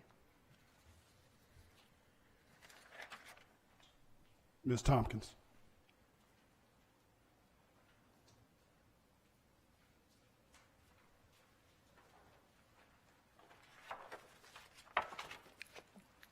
Good evening, everyone. Board Chair Boone, the school board, Dr. Carter, and those assembled here and online. I want to bring to you the first semester scores with retests as of January 30th. There are still students who are retesting, but as I pull the data, there is a stopping point in time for the board meeting. So this is what we have so far, and this is all for FHS. As elementary schools, they test during the spring. English, reading, high school. As you can see, this is a one-time retest for first semester 2024-25 school year compared to one retest for 25-26. As you can see with English, reading, high school, last year this time was 50% with retests. This year with retest, you see 31 of 45 students passed with a 68% retest score, which is a 16% change over last year's data. With English writing, there was 36% with retests. The 24 out of 45 students who passed, there have not been retests. Those students will retest during the spring. So you can see that there was a 70% gain even without retest for this semester for writing. For civics and economics, we are still on the low end, but we have increased by 11% from 25 to 36%. Science 8, from 10% with retest last year to 27%, which is a 17% point gain. World history was 57% with retest. For this semester is 41%, which is a negative gain of 16 points. Algebra 1, there were only retesters. There were no first-time test takers for Algebra 1 last year this time. And when the retesters tested, there was 7% that passed. This year we have 100%, which is a 93% point gain. Algebra 2, with retests, 47% first semester. This year, 12 out of 13 of the students who were enrolled in that class passed with a 92% pass rate, which is a 45% gain.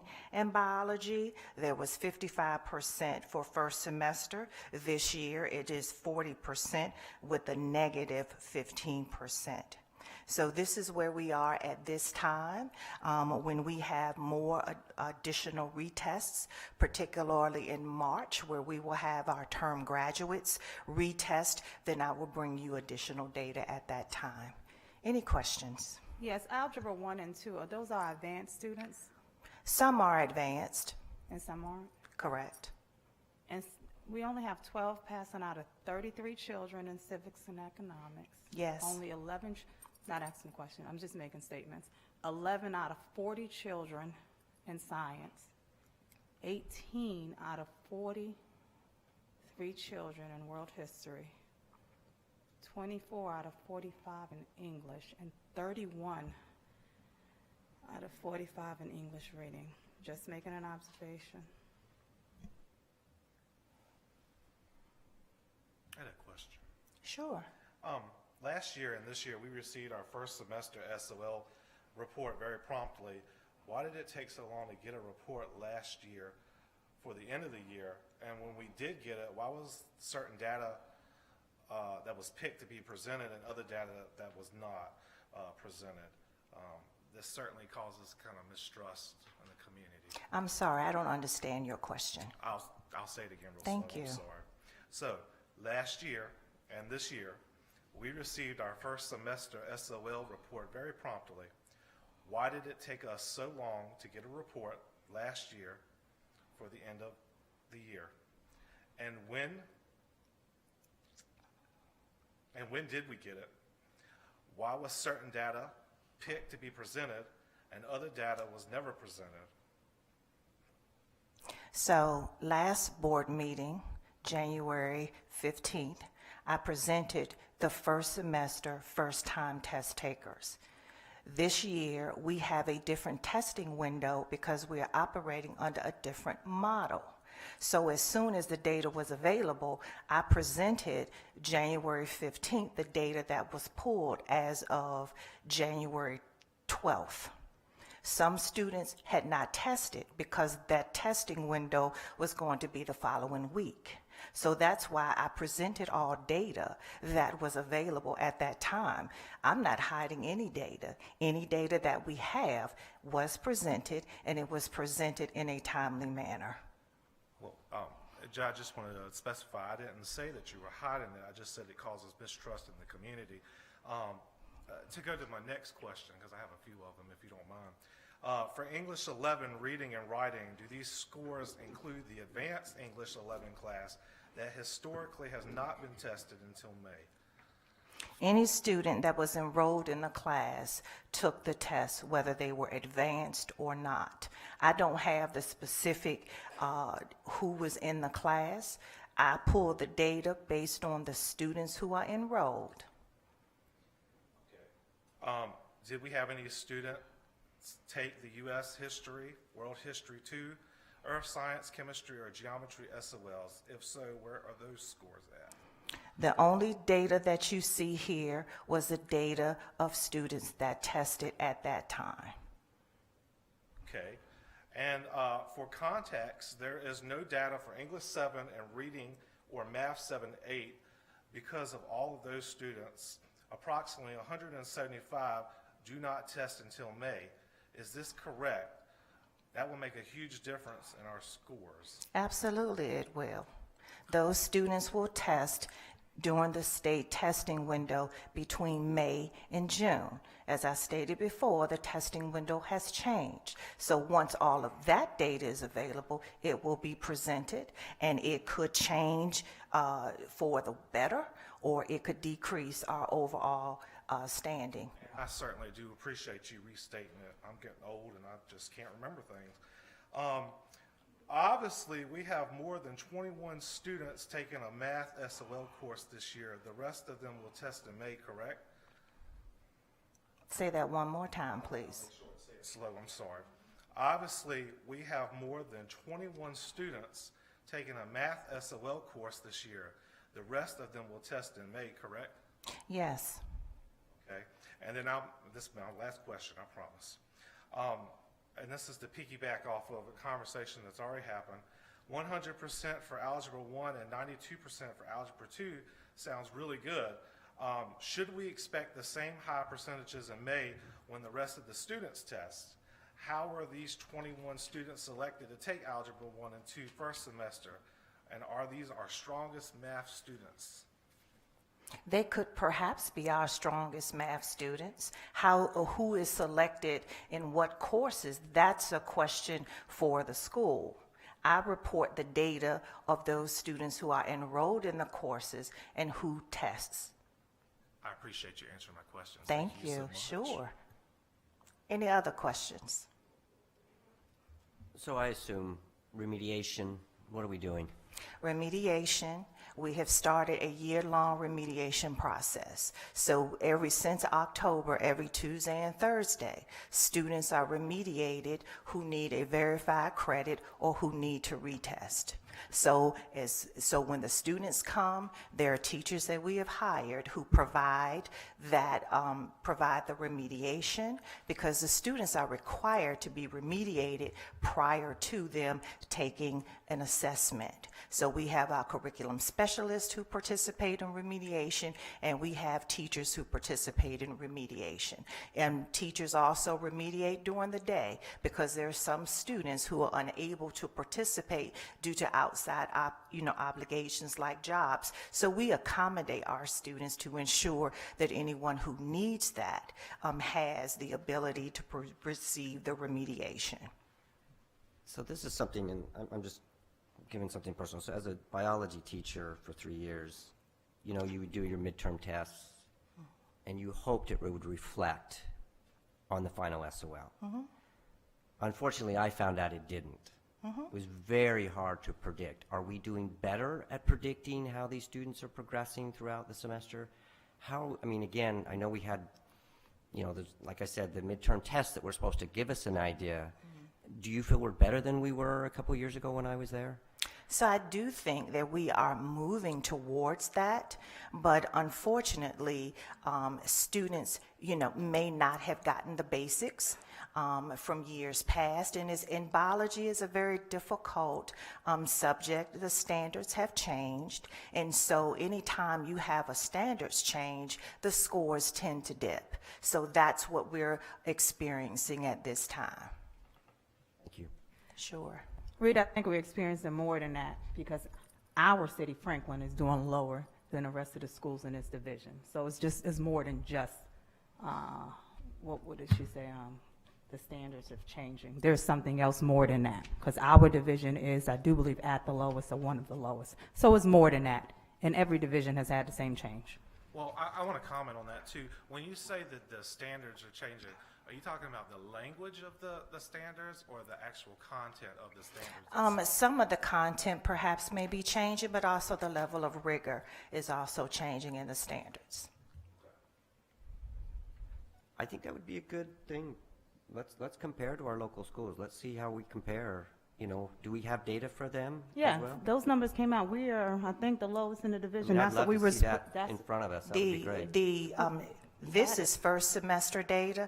I don't have access to first semester data from other school divisions. What we have is at the end of 24-25, that comparison is available. But I can't compare what we're doing now to what other divisions have done. Okay. Any other questions? How many years can you go back to look at the data and compare that? And compare what data? Just all of it, our SOL scores. To see trends. So I have looked at data from 2018, but that is as far as I'm able to go back. Is there anything that keeps you from going back any further? Or? Yeah, it's not available.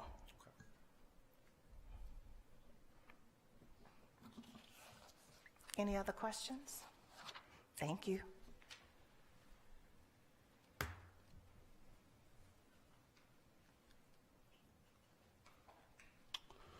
Once again, before I get started, I'd like to thank the teachers for their hard work.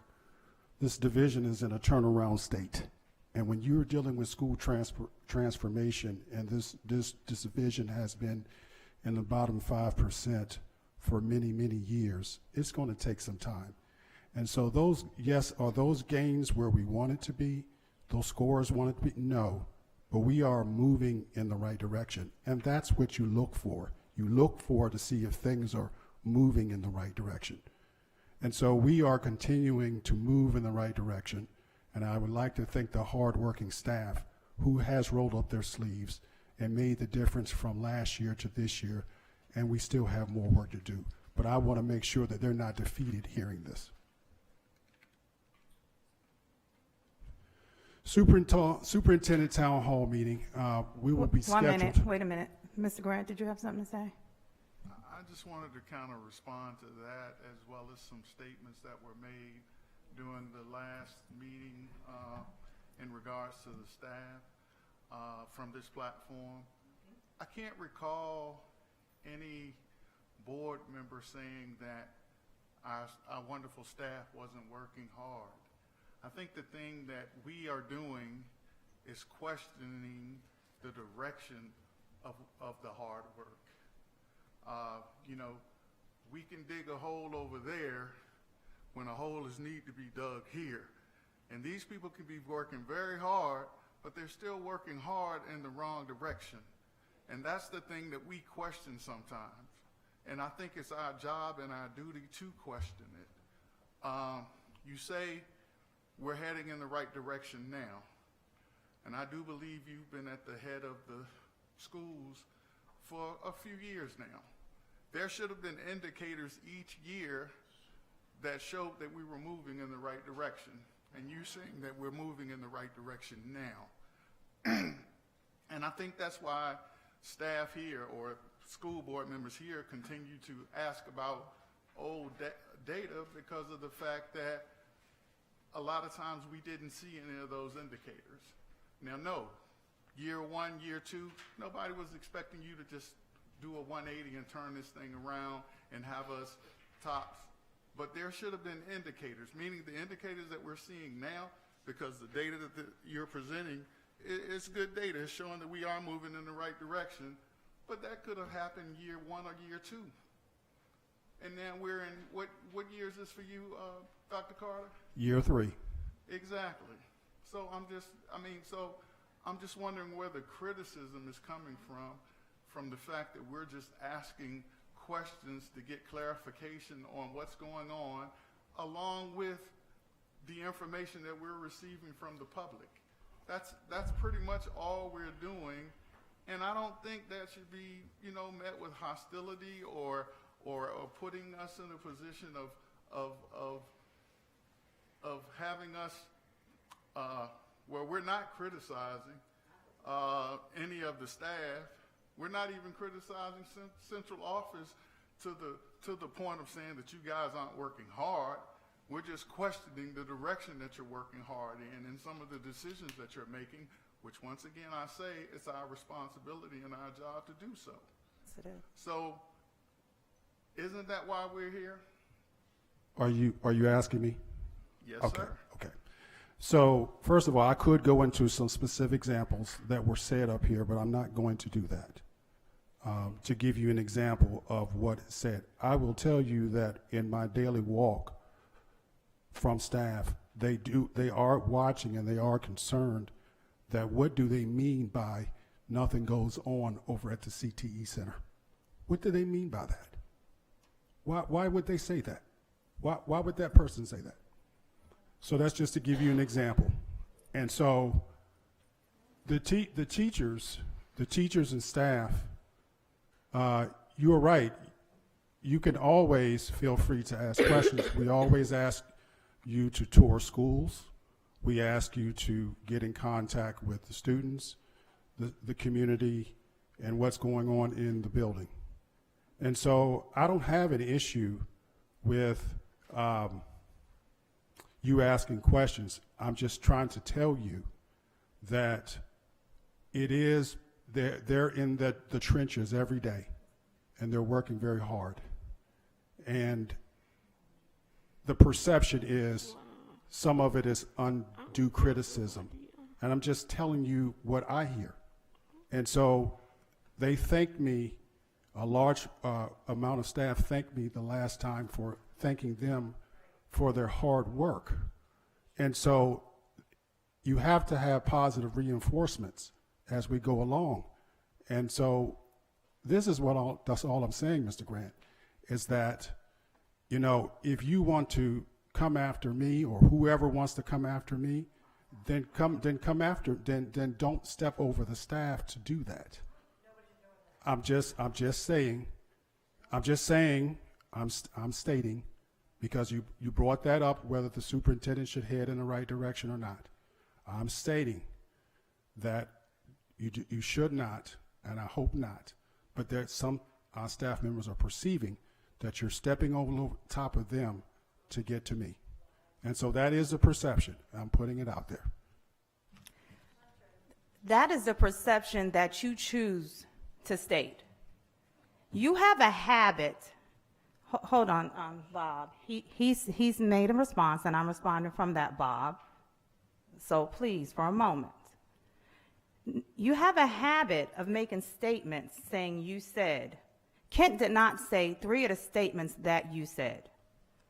This board, especially, this board appreciates all of the teachers. Just because we question you on your direction, your leadership, and the output has nothing to do with these hardworking teachers and staff in these schools. We appreciate them, and you trying to cast a shadow over us, saying otherwise, is horrible. I could use a fancy word, but I am not. We understand what that word means. Furthermore, you're creating doubt. You state teachers come to you. Teachers come to us. Staff comes to us. Crying. Professionally educated people come to us. The community come to us. This community, the people right here, we have community members who have doctorates, who have skills and trades, certified in that, who are wonderful homemakers, who have hidden talents. They have PhDs, they have masters. We have people from A to Z in this community, wonderful community, who is talked bad about and not respected. From you, Dr. Carter. You just said horrible things to Kent that was not true. You made statements that were false. You have a way of rearranging people's words. And you show no accountability for your shortcomings, but you will point out everyone else's. This board said something about the CTE, such and so on, you said. I'm sorry, I don't have the exact words. He said a whole lot of words just now that was not true. You should apologize for your statements. And stop putting words in people's mouths. That is not what we're here to do. The other part of that, we can always re-roll the tape. There is a lot of tapes I would like re-rolled. The other part Ms. of that, Boone, there are a lot of tapes I would like re-rolled. I'm requesting that, and I know you're not feeling well, but I would like to rewind many, many tapes. Mr. Grant, what I also would like to say to you is that when you're in transformation and you're saying I'm in year 3, sometimes you would like to work with the staff that you inherit and making sure that if they can buy into the vision, what you need to do to improve. But sometimes the staff doesn't buy into the vision, and you have to make changes in order for progress to move forward. And so sometimes it takes that time to grow something, because unfortunately you have to move people out of the way, or people resign and realize that they don't fit the vision that you're trying to go.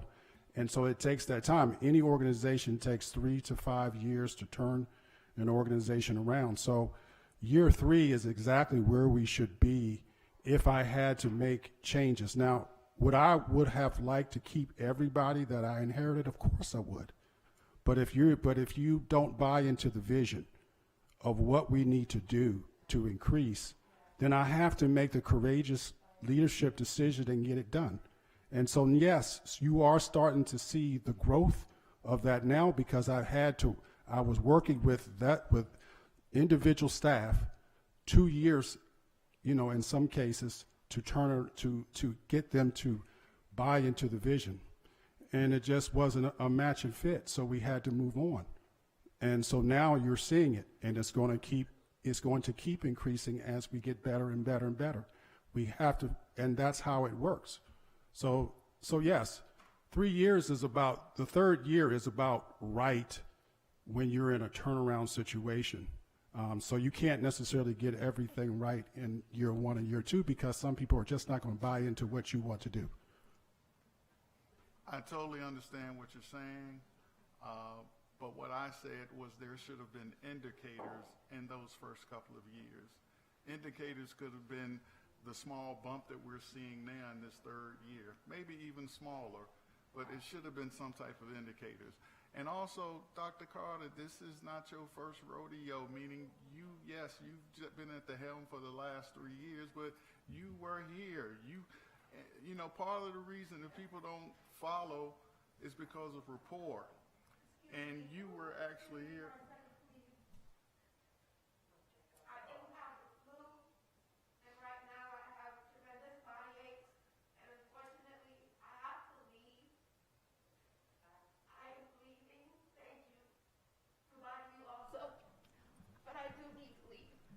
I'm just going to walk her out. Can't you continue?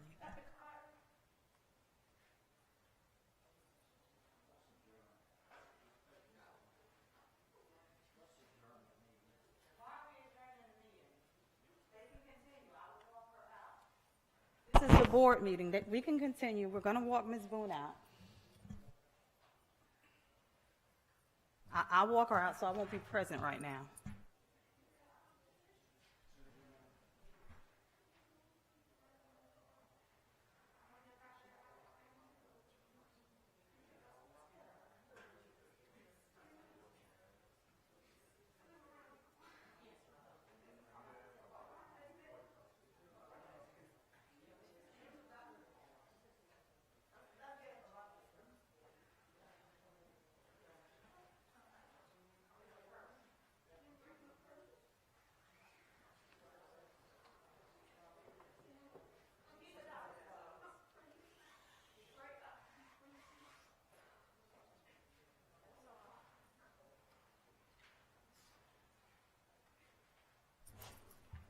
Can't you can continue with your report.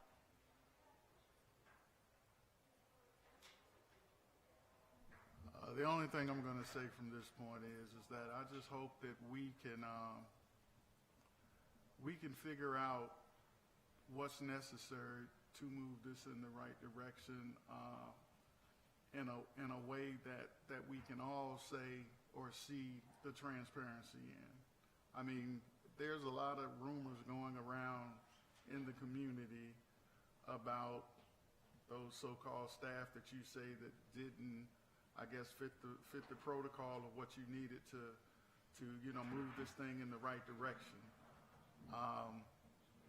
And that's why we're up here now fighting for staff with the whistleblower agreement, so that we can put things in place to make people feel comfortable to talk and to express, and to know that there's not going to be any anything that's going to come back to haunt them and losing their job based off of their viewpoint.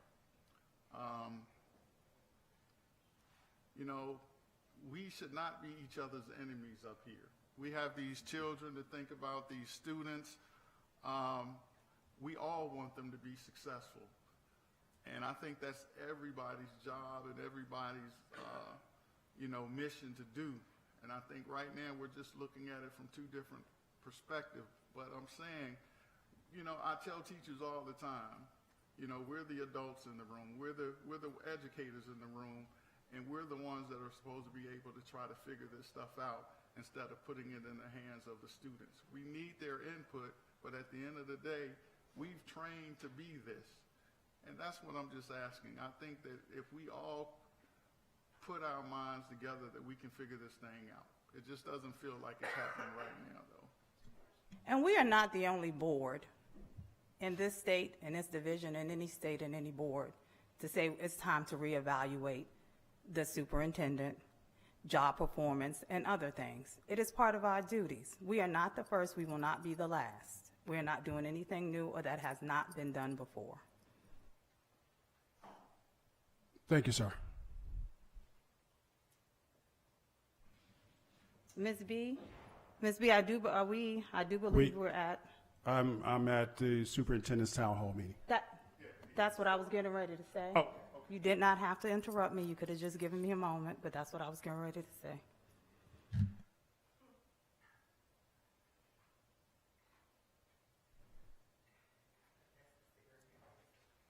Okay.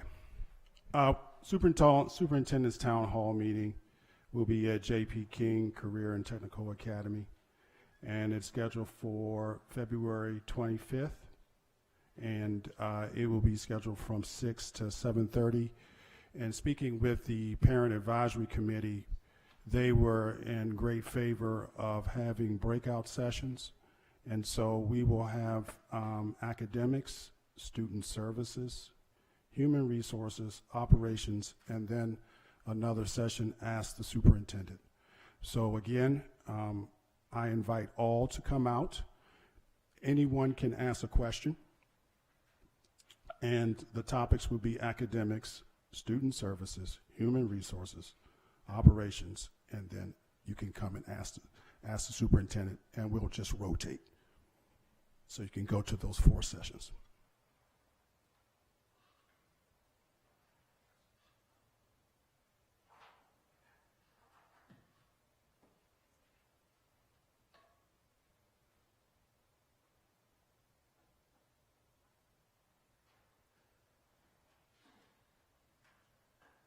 Okay, we'll try to blow this up, but just to let the public knowledge, let the public know how comparison of how the local districts are funding their school systems. So you see Franklin City, FY26 adopted budget, page 5. Revenues are a little bit over $35 million. School allocation is $4,466,590, which is 13% of the city's budget. And then you can see Southampton, which is their FY book. I'm giving you the source where we're getting our information. Adopted memo, page 2. Their budget is $28,189,486. They allocate $9,115,000, which is roughly 32%. And you can see the rest from Isle of Wight to Greensville to Surrey County of how they fund their school districts. Our 13% is what you would call level funding, and level funding is bare minimum. So everyone else is giving above level funding to support their school districts. I just want to show what the challenge is also, because it does take money to make the school system flourish, and we are given less than anyone else in the area. And I just want the public to also understand the challenges that we have with a very aging infrastructure. Just a quick question on that, but these other counties have multiple elementary schools. I think maybe one middle school and one high school, but they do have, more schools than Franklin. Franklin technically has, 2.5, 3 schools? Franklin has 3 schools and an alternative school. Surrey has 650 children. They have less than what we have, and they give 38%. They give 38% of their budget to the school system. So if you're talking about numbers, they have less. That's the only one that you mentioned was Surrey, but Southampton, Isle of Wight, and Greensville has more students. But you can see, I'm saying that the other districts are not giving level funding. That's my point. My point is we're the only district that gives level funding. Dr. Carter, I'm just curious, what have we done to rebuild trust and make our city want to support us? Over the last year, the trust of City Council and the community when it comes to FCPS has been broken. We need to own that instead of criticizing, right? So what do you want to do? I'm stating that this level funding has been going on for more than 5 years. So if you're targeting just the last 2 or 3, it's been going on for over 5 years. So do you think publicly criticizing with information like this presentation will make them more likely or less likely to support us in the future? No, I just want to educate the public and let the public decide for themselves what is, so that they can see the numbers and they can decide that this is what it is. I'm not criticizing anyone. I'm just giving you the information. I'm saying all the other districts go above level funding. So what can we do to repair the trust so next year's percentage is not less than 13%? You're assuming that it's trust.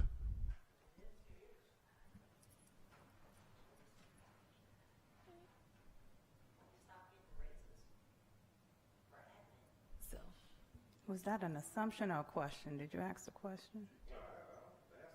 Okay, I was just clarifying. Was it an assumption or a question? You're stating that it's trust. I'm not saying that it is. We don't know what it is.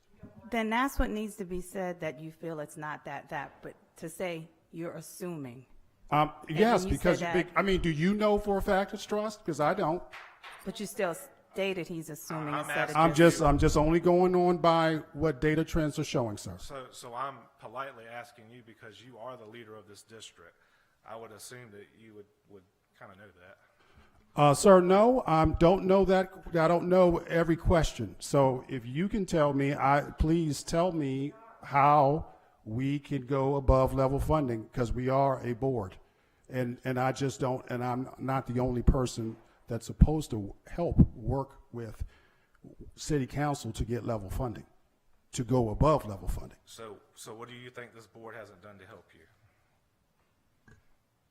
Oh, sir, I don't have that much time to go. I would love to hear. Oh, So okay, I'm not going to get into it at this point. I will just say to you, here are the numbers. We can talk. We can have much further discussions on how, because what we do, we present a budget, a capital improvement budget. Of course. And we give the city our needs. And it is up to them whether they would like to approve it or not above level funding. Of course. So if they decide that they do not want to approve above level funding, then that's all we have to work with. I think it's a perfect opportunity for you to tell us at least 3 reasons why you think the board hasn't supported you in this. Please give us something, because I would. I didn't say it didn't work with you. I said you need to work with me. Well, I said you need to work with me so that we can work with city council so that it can go above level funding, so the schools that are built, all these schools that are built in the 60s, can be repaired, or a new school, because that has not been in the queue. Now, you want to say, how can you help me? Well, there have been plans since 1994 for a new school. And every year we try to save money, even when they go level funding. I'll give you level funding. When we get to a savings and we have to, say, for instance, one year we had a savings of a little over $500,000. They took the rollover money back. So one thing you can help me with is to, as I proposed many times, is to reward us for being good stewards of our money and let us keep our rollover money so that we can build a savings so that we can get things done. So that is one example that you could help me with, the board as a whole, is do not take our rollover money. So are we pushing more blame to city council? Hold on for a second. So I'm not saying that anybody's blaming anybody, but I'm not about to do this either. We're not doing this. For starters, that has been something that has happened since before even I came on the board, with us not getting the funding and stuff that was more than the bare minimum. What do they call gentlemen's agreements or whatever else have you, right? Things have not been honored. So nobody's going to put words into anyone's mouth about who's blaming or anything else. We're not about to do this. And I was going to save this for board comments, but since this is where we are, this is where I'm about to take it. And no disrespect intended, but I mean, if you feel disrespected, I guess I apologize, but I don't.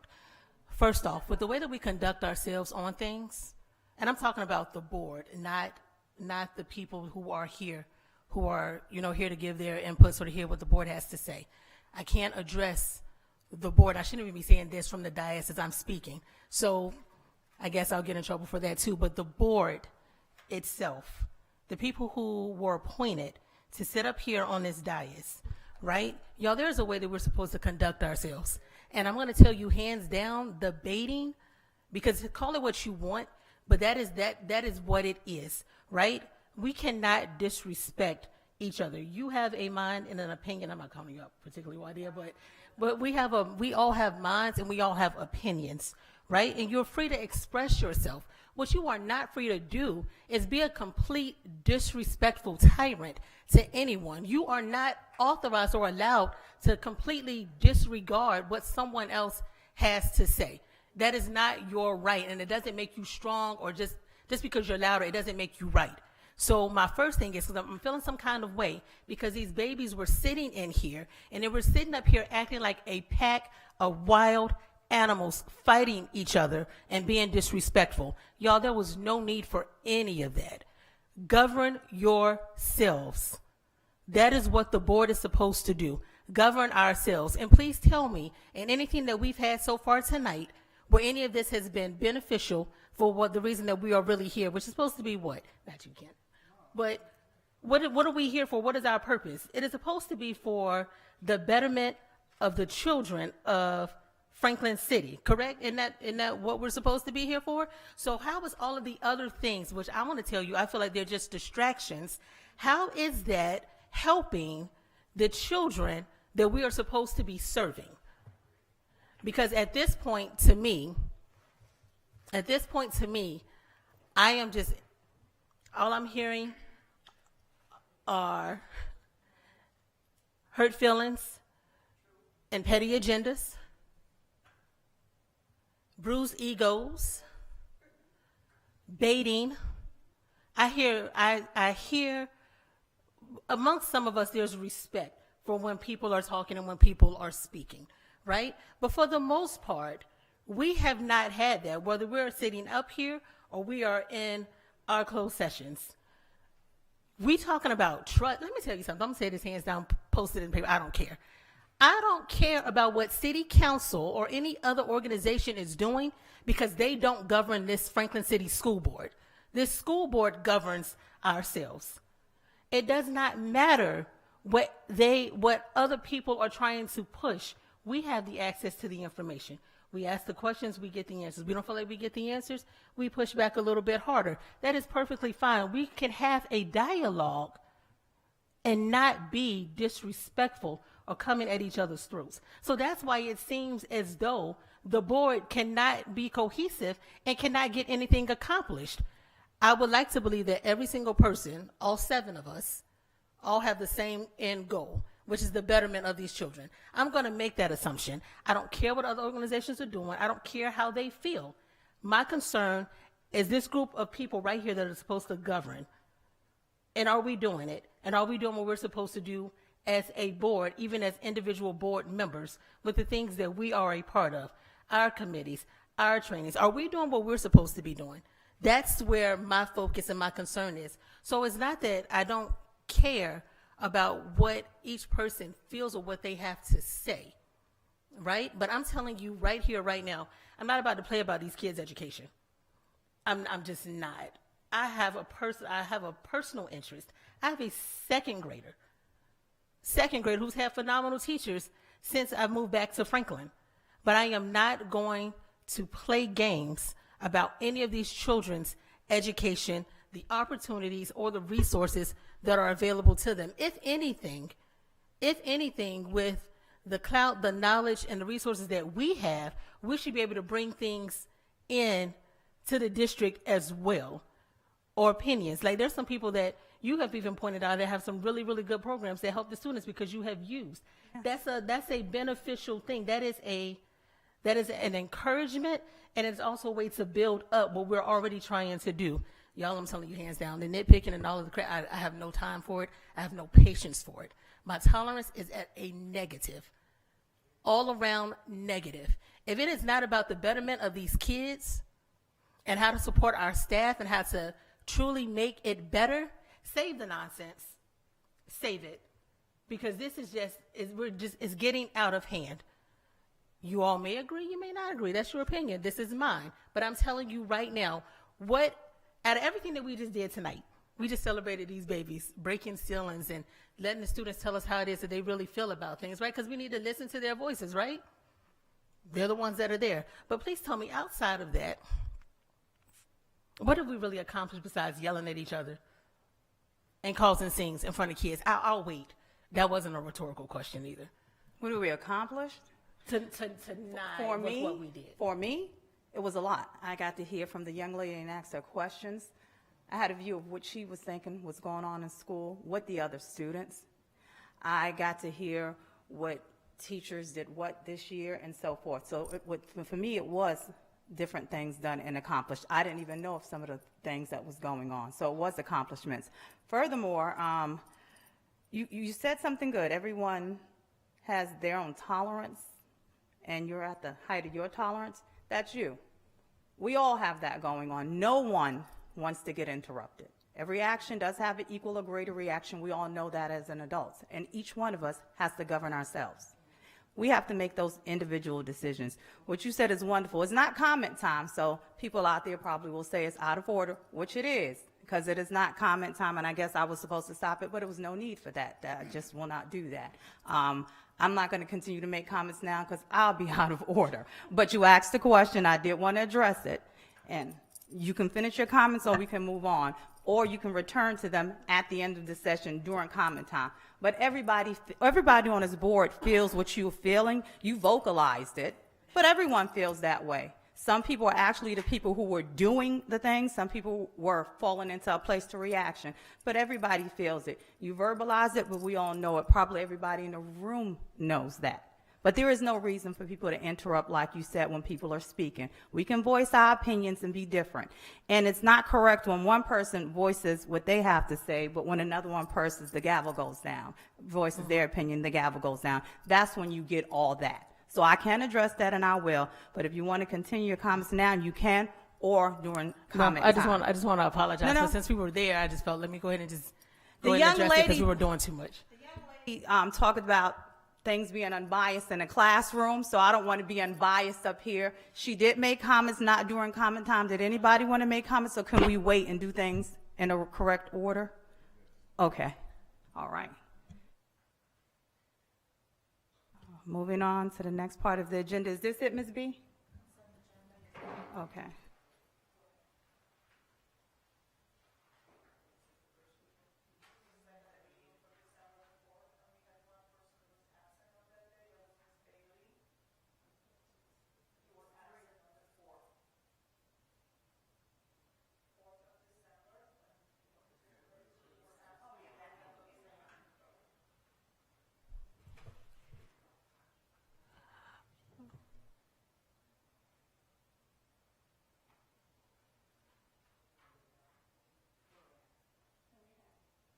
I think we should pick it up at 3.1.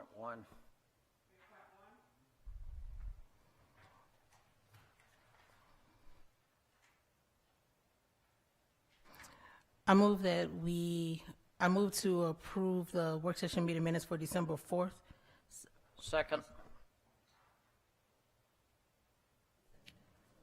Bob seconded. Can we have the vote? Oh, is any discussion? Can we have the vote? John? Yes. Kent? Yes.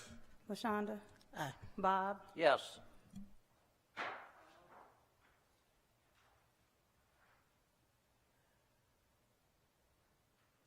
I move that we approve the meeting minutes for December 18th, 2025.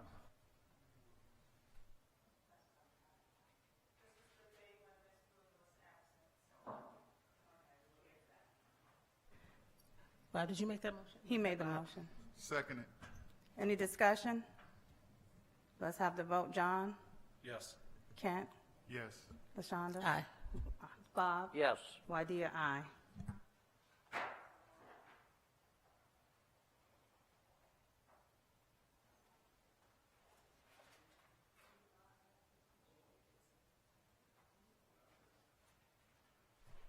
It's just,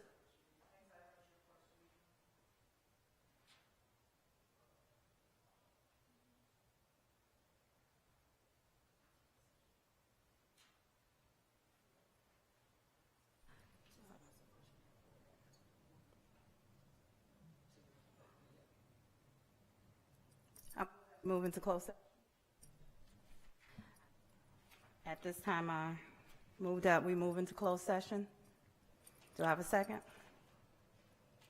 We have to read the, Which one? in accordance with Section 2.2-3711 of the Code of Virginia, I move that the Franklin City School Board enter into a closed session to discuss and evaluate matters related to new hires and supplemental employment pursuant to Virginia Code Section 2.2-3711A1. I'll second that. Any discussion?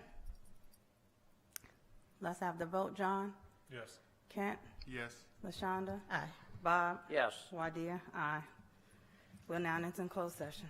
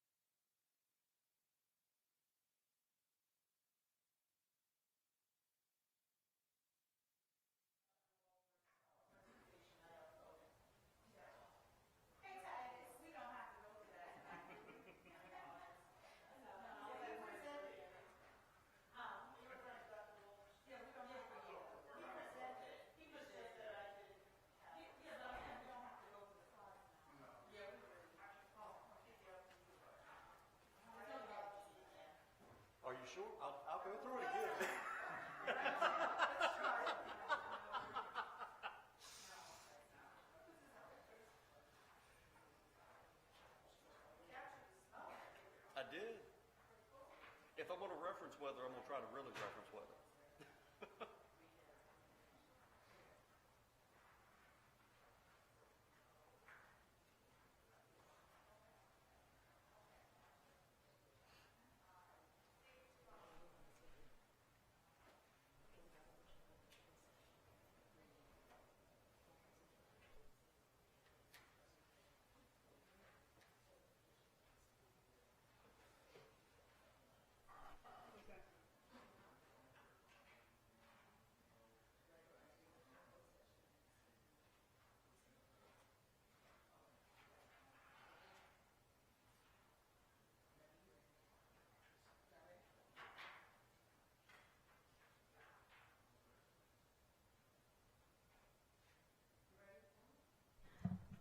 Good evening. I'd just like to call this meeting back in session. I move that we come out of closed session. Second. Any discussion? Let's have the vote. John? Yes. Kent? Yes. LaShonda? Aye. Holt? Yes. Wydea? Aye.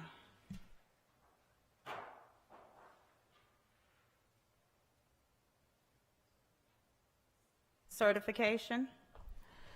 Whereas the Franklin City School Board has convened a closed meeting on this date pursuant to an affirmative record, recorded vote, and in accordance with the provisions of the Virginia Freedom of Information Act, and whereas Section 2.2-3712. of the Code of Virginia requires a certification by this school board that such closed meeting was conducted in conformity with Virginia law, and now therefore be it resolved that the Franklin City School Board hereby certifies that, to the best of each member's knowledge, 1, only public business matters lawfully exempted by Virginia law were discussed in the closed meeting to which this certification applies, and 2, only such public business matters as were identified in the motion convening the closed meeting were heard, discussed, or considered. Second. Any discussion? Let's have the vote. John? Yes. Kent? Yes. LaShonda? Aye. Bob? Yes. Wydea? Aye. Motion carried. I move that we approve the personnel agenda as presented. I'll second that. Any discussion? Let's have the vote. John? Yes. Kent? Yes. LaShonda? Aye. Bob? Yes. Wydea? Yes. So moved.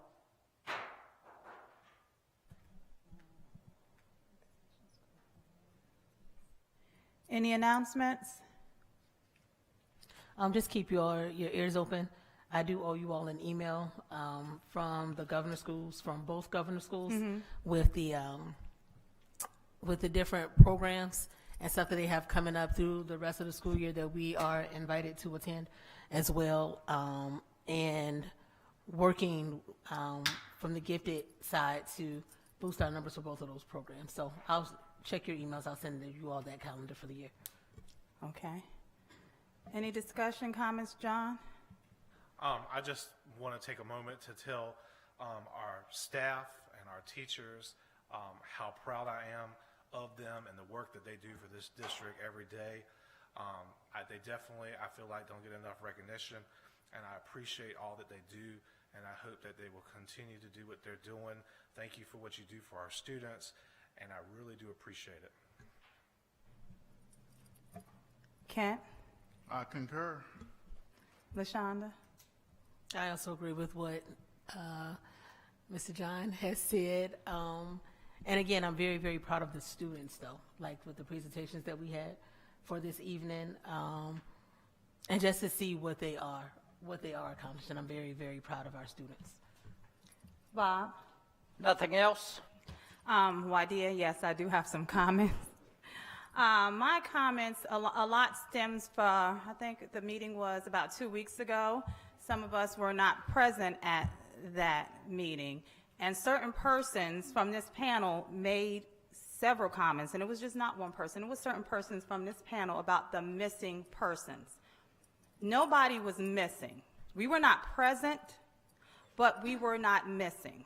If you have something to say to anyone, like LaShonda said, let's do things a certain way, you need to say it when they're there, not to wait till they're absent, not missing, to make your comments. That's very cowardly, And that's not very professional or courteous at all, because each member up here have never made a comment. I can think when several persons was missing, and we've never made a comment about well, excuse me, they weren't missing, they were absent. I just made that correction. But we've never made a comment about someone who was absent, especially a derogatory comment or framed them in any certain way.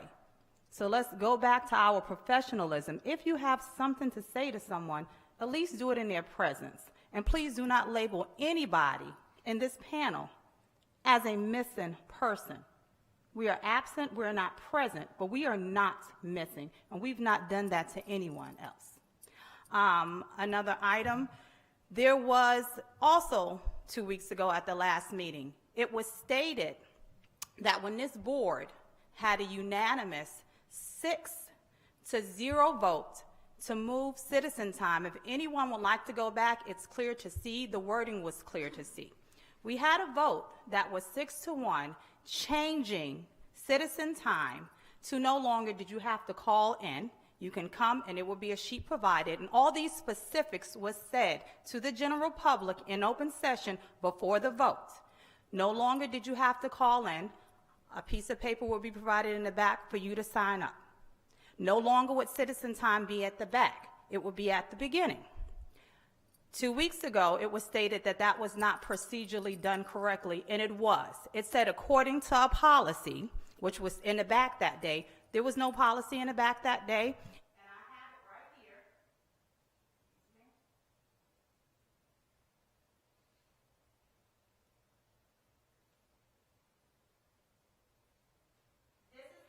This is the policy. It's available for anyone to see. I do believe it was updated November 29th, adopted November 9th, 2023. It was written by the city of Franklin. This is not a state policy. We wrote this policy. That night, 2 weeks ago, this board unanimously decided to change the policy, and we did, and we voted on it, and we did it correctly. Nowhere in this policy does it say we have to rewrite it first. We made the policy change. All of these procedures in here are for procedures for a policy for persons to call, and it gave instructions on how, what they have to say, and so forth. It is available to see right online. The policy is very available to see. Titus, if you would like to see it, Dr. Carter, Ms. B, Bob, LaShonda, Kent, or John, because we voted on this policy. So why it was implemented is not correct. That violates the actions of this board. And to state that it was not legally done is incorrect as well. And to state that it was for that one time only is very, very much wrong. If you will go back to that meeting, it was stated clearly that this is the new policy from henceforth. So why did the chair decide to change that and say that? I do not know, but I do know it was incorrect. And for anybody in this board who supported that, they were incorrect as well, according to the policy. So I do want to state that and clarify it, and to say that for us not doing citizen time in the beginning, as that was unanimously voted on, it is not correct. And the policy is right here. It does not state that you have to change and do this and do that first, because we changed this policy. So I did want to clear that up and state that as well. Ms. Parker's statement was awesome, but I will say I did not agree with all of it, because I took a lot out. I took a lot out for those children. Those children were awesome. I learned from our kids what their perspective of. I got to see our wonderful teachers, who I praise every day because they're in the classroom. They're with the kids. I praise the custodial staff. I praise the security. I praise the people who are feeding our children. The clerks there, they're doing an awesome job. They're doing a job that a lot of people would not do, because it takes so much. But they do it. They champion it every single day. So I did get a lot. I did think a lot was achieved. As far as the way each individual govern themselves, yes. Does it need to be looked at? Sure. But we do need to stop interrupting persons when they speak. You may disagree, but you have to move forward with that, listen, and move forth and wait for your turn to speak.